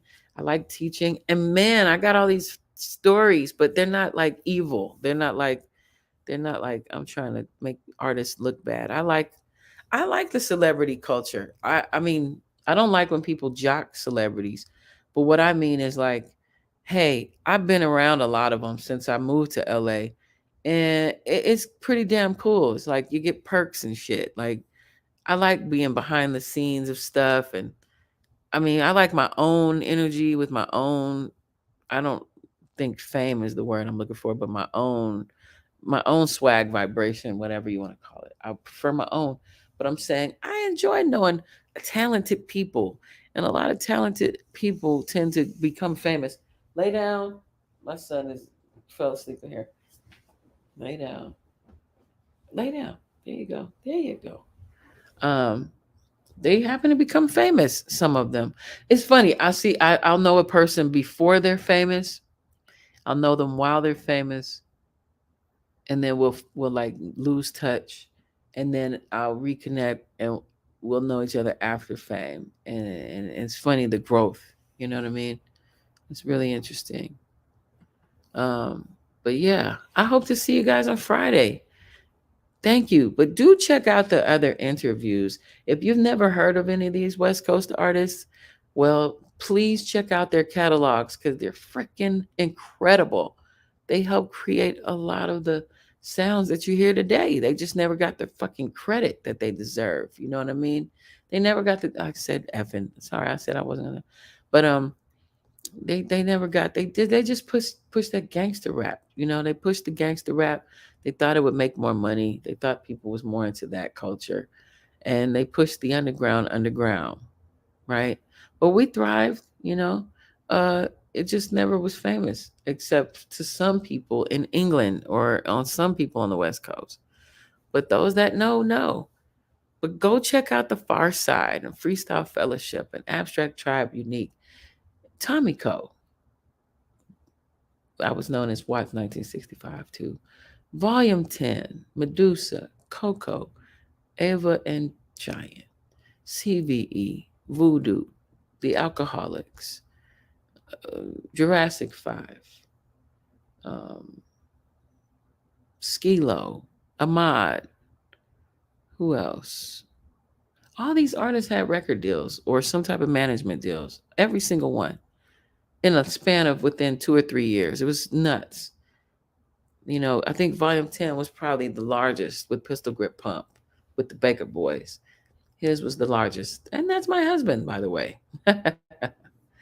5 Footers, too. Shout out 5 Footers. Although they were signed to a major, they're still underground. Tomeicko, you're very humble. Too many people get on the mic or YouTube and think they are all that. Aw, thank you. You know what? That's right. I've been to quite a bunch of them. They're entertaining, though. I will tell you that. They will catch me if I wake up 2 in the morning. I don't know who else wakes up 2 in the morning sometimes looking for something to watch or listen to. And I've been doing that more than movies. You know, movies ain't really catching me like that right now. What's catching me is like in real time building with other people like this. This is really fun for me. I mean, I keep the Netflix on because, you know, every once in a blue, a documentary will catch me. Or, you know, I want to watch something with the kids. Hulu too. Paramount Plus trying to get me. You know, I only liked Paramount Plus because they had Love and Hip Hop. That was it. Now they don't. So they got the old ones. And then did anybody watch, okay, on what is that other? It's called I can't think of it, but it has the Best Man series on there. Oh my God, please go watch that. It's 4 a.m. Where are y'all? Oh, you're Philly. Oh, it's 1 o'clock here. Yeah. Well, I appreciate y'all being up with you know, to the break of dawn. Hey. But yeah, so we'll do this again. If you're open, if you're available. It's called Adult Content on Fridays. Friday night, 9 p.m. Pacific. Oh my God, that's midnight, you guys' time. Maybe I should change the time. Maybe I should make it on Saturdays. Maybe so. What do y'all think, y'all? You want to keep it Friday nights? Or you want to have this like Saturday? And then, you know, so my East Coast folks won't have to be up to the break. Or do y'all like being up like this? Especially on the weekends. I was calling it pajama jammy because, man, one time we stayed up. I promise you it was like 12. I mean, it was like 9 p.m. to like 9 a.m. It was so dope. And it was a gang of people, too. It was like people actually came on and you'll see it if you go check out my lives on the Tomeicko Show podcast, whatever. You'll see the lives. And it's like people literally clicked in, gave their opinions, talked, smoked, drank, ate. I'm always eating. That's why I'm 10 pounds heavier. Oh my God. And it's a lot of fun though, because you learn we're learning how to communicate in a healthy way. You know, we're defeating the odds. You know what I mean? Like they're really trying to push this narrative that men and women aren't getting along. We're not vibing. And we're dispelling that myth. Okay. We're up on here. And it got ugly a couple times on the shows because I had a couple of stubborn folk on here who really were hardcore about their view of Black male-female relationships and males and females. I don't use the term female. I'm just saying. And it got heated. It was beautiful though, because you can't come around this space and not try to resolve things. I like resolving issues. I don't like for people to still be confused, because that's slave to me. That's slave thinking to be on the stuck on stupid stuff. Okay. Always try to solve problems. Try to figure them out. And if it's not solvable, let it go. Let it go. That's about it. Let's see. You say do Friday and Saturday. Yeah, that's what I'm pretty much doing. So Friday, and then you could catch the replay. But really, I really enjoy the chat interactions. And again, I will put the link out there. So if you would like to hop on here and give some commentary, you are more than welcome to do that. For me, the 90s was the last time I found it mostly easy to talk to people. Yeah, you know, we've all been observing way too many traumatic events. We don't really know how that stuff's affecting us. We don't know. It could make us more leery of interacting. Maybe some of our own abandonment issues from back in the day might be popping up. We're all older now, you know. We don't know. But you gotta fight through it though. You gotta fight through it. And that's why I like these type of things. I believe that we are communicating, and it's interesting. We're building, we're talking about different events. Oh, another thing. So on Friday, what's going to happen is I do current events. People send me, little snippets from Instagram all the time. And it's so much fun doing commentary on those. So that's what I'm going to do on Friday. If you have some stuff you want me to talk about on here, just send it to the Tomeicko show or Tomeicko show or whatever. And I'll get it and I'll do it. We'll talk about it on Friday. All right. So yeah, I do need to go to bed. I'm tripping, but I really appreciate this energy, and hopefully I will see you guys regularly. Just like night and day, man. When I'm at work, man, I'll be like, oh my God, are they on yet? When are they getting on? I know they're pretty tired at this point. They probably need more rest. You know what I mean? I wish I could meet them in person. They seem like they're probably really short. They're out there in Philly with y'all. He was giving us so much knowledge on night and day on ancient Kemet, and the way you speak is so palatable. Like not like you preaching. I love it because I'm interested. And tonight was fun. Oh, yay! That is a winner chicken dinner, man. That's a plus. That's very good. Thank you. They from Philly. Yeah, they in Philly. They get their CBD grown by the Amish. That's incredible. That's really incredible. The Amish is growing weed, y'all. That's crazy. But anyways, I'm not mad at it. It doesn't have chemicals and things. At least you know that. You know what I mean? But anyways. All right, y'all. I gotta go. I gotta go to work in the morning. So I gotta wrap this up. But Friday, y'all, 9 p.m. Or yeah, I'm gonna do it at 9 p.m. Pacific. I gotta do that. I gotta make dinner and stuff. You know what I'm saying? Oh, and it's a mukbang, y'all. It's a mukbang. So try to have food. Good night again. I like doing this. That's what it is. They everywhere out here though. Yeah. Most people I encounter are mostly into self-destruction. What can you do for me? Yeah, because we're hypnotized. Some of us. We got to snap out of the hypnotism. If you listen to a certain frequency and a speed and a sound wave, it can, and they saying chants, then it goes into your subconscious and you start behaving in ways that you didn't even think you would behave in. You know what I mean? Because they put a spell on you. They've hypnotized you. Remember Erykah Badu back in the day? She even said that she would do that. She said she would whisper shit on her album and stuff. You know what I mean? But she's, in a positive frequency, but still, don't nobody want nobody whispering stuff, when you listening to a song. Who want all that? But aside from that, this trap drill type of nonsense. I'm speaking on the Amish. My mom is super hardcore Hebrew Israelite. All she eats is food from. Oh my God! I had the healthiest diet when I ate like with the Hebrew Israelite family in Atlanta. I ate the best. I didn't eat no meat. Well, no, that's not the truth. Hold up. I ate one chicken thigh, fried chicken from Publix on Sundays because I was breastfeeding. So I was like, I need this chicken. But the whole rest of the week, I was vegetarian. And I miss that. But I'm in a different space right now. In Las Vegas, it's not that easy for me. Don't make no excuses. I'm not going to make no excuses. The food it's international. It's like you can get any kind of food from anywhere in the world here, man. It's just pretty awesome. It's really, really awesome. I could go see any comedy shows. I could see a magic show. I could see dance, theater, symphony. And I haven't been doing that. The Corona thing. Then they have these beautiful workout places because, there's a lot of showgirls here. So they be trying to stay in shape and stuff. And they got athletes and all kinds of stuff here. So they really invested into beautiful workout places across town. Not you remember it was from Publix. Yes. Oh my God, that shit was bomb. They had the best fried chicken in Publix. I cannot in the deli. It was just so good.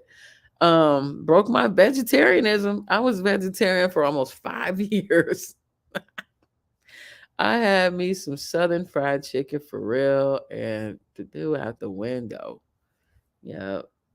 Yep. They don't season like they do here. Like Las Vegas don't season like the South.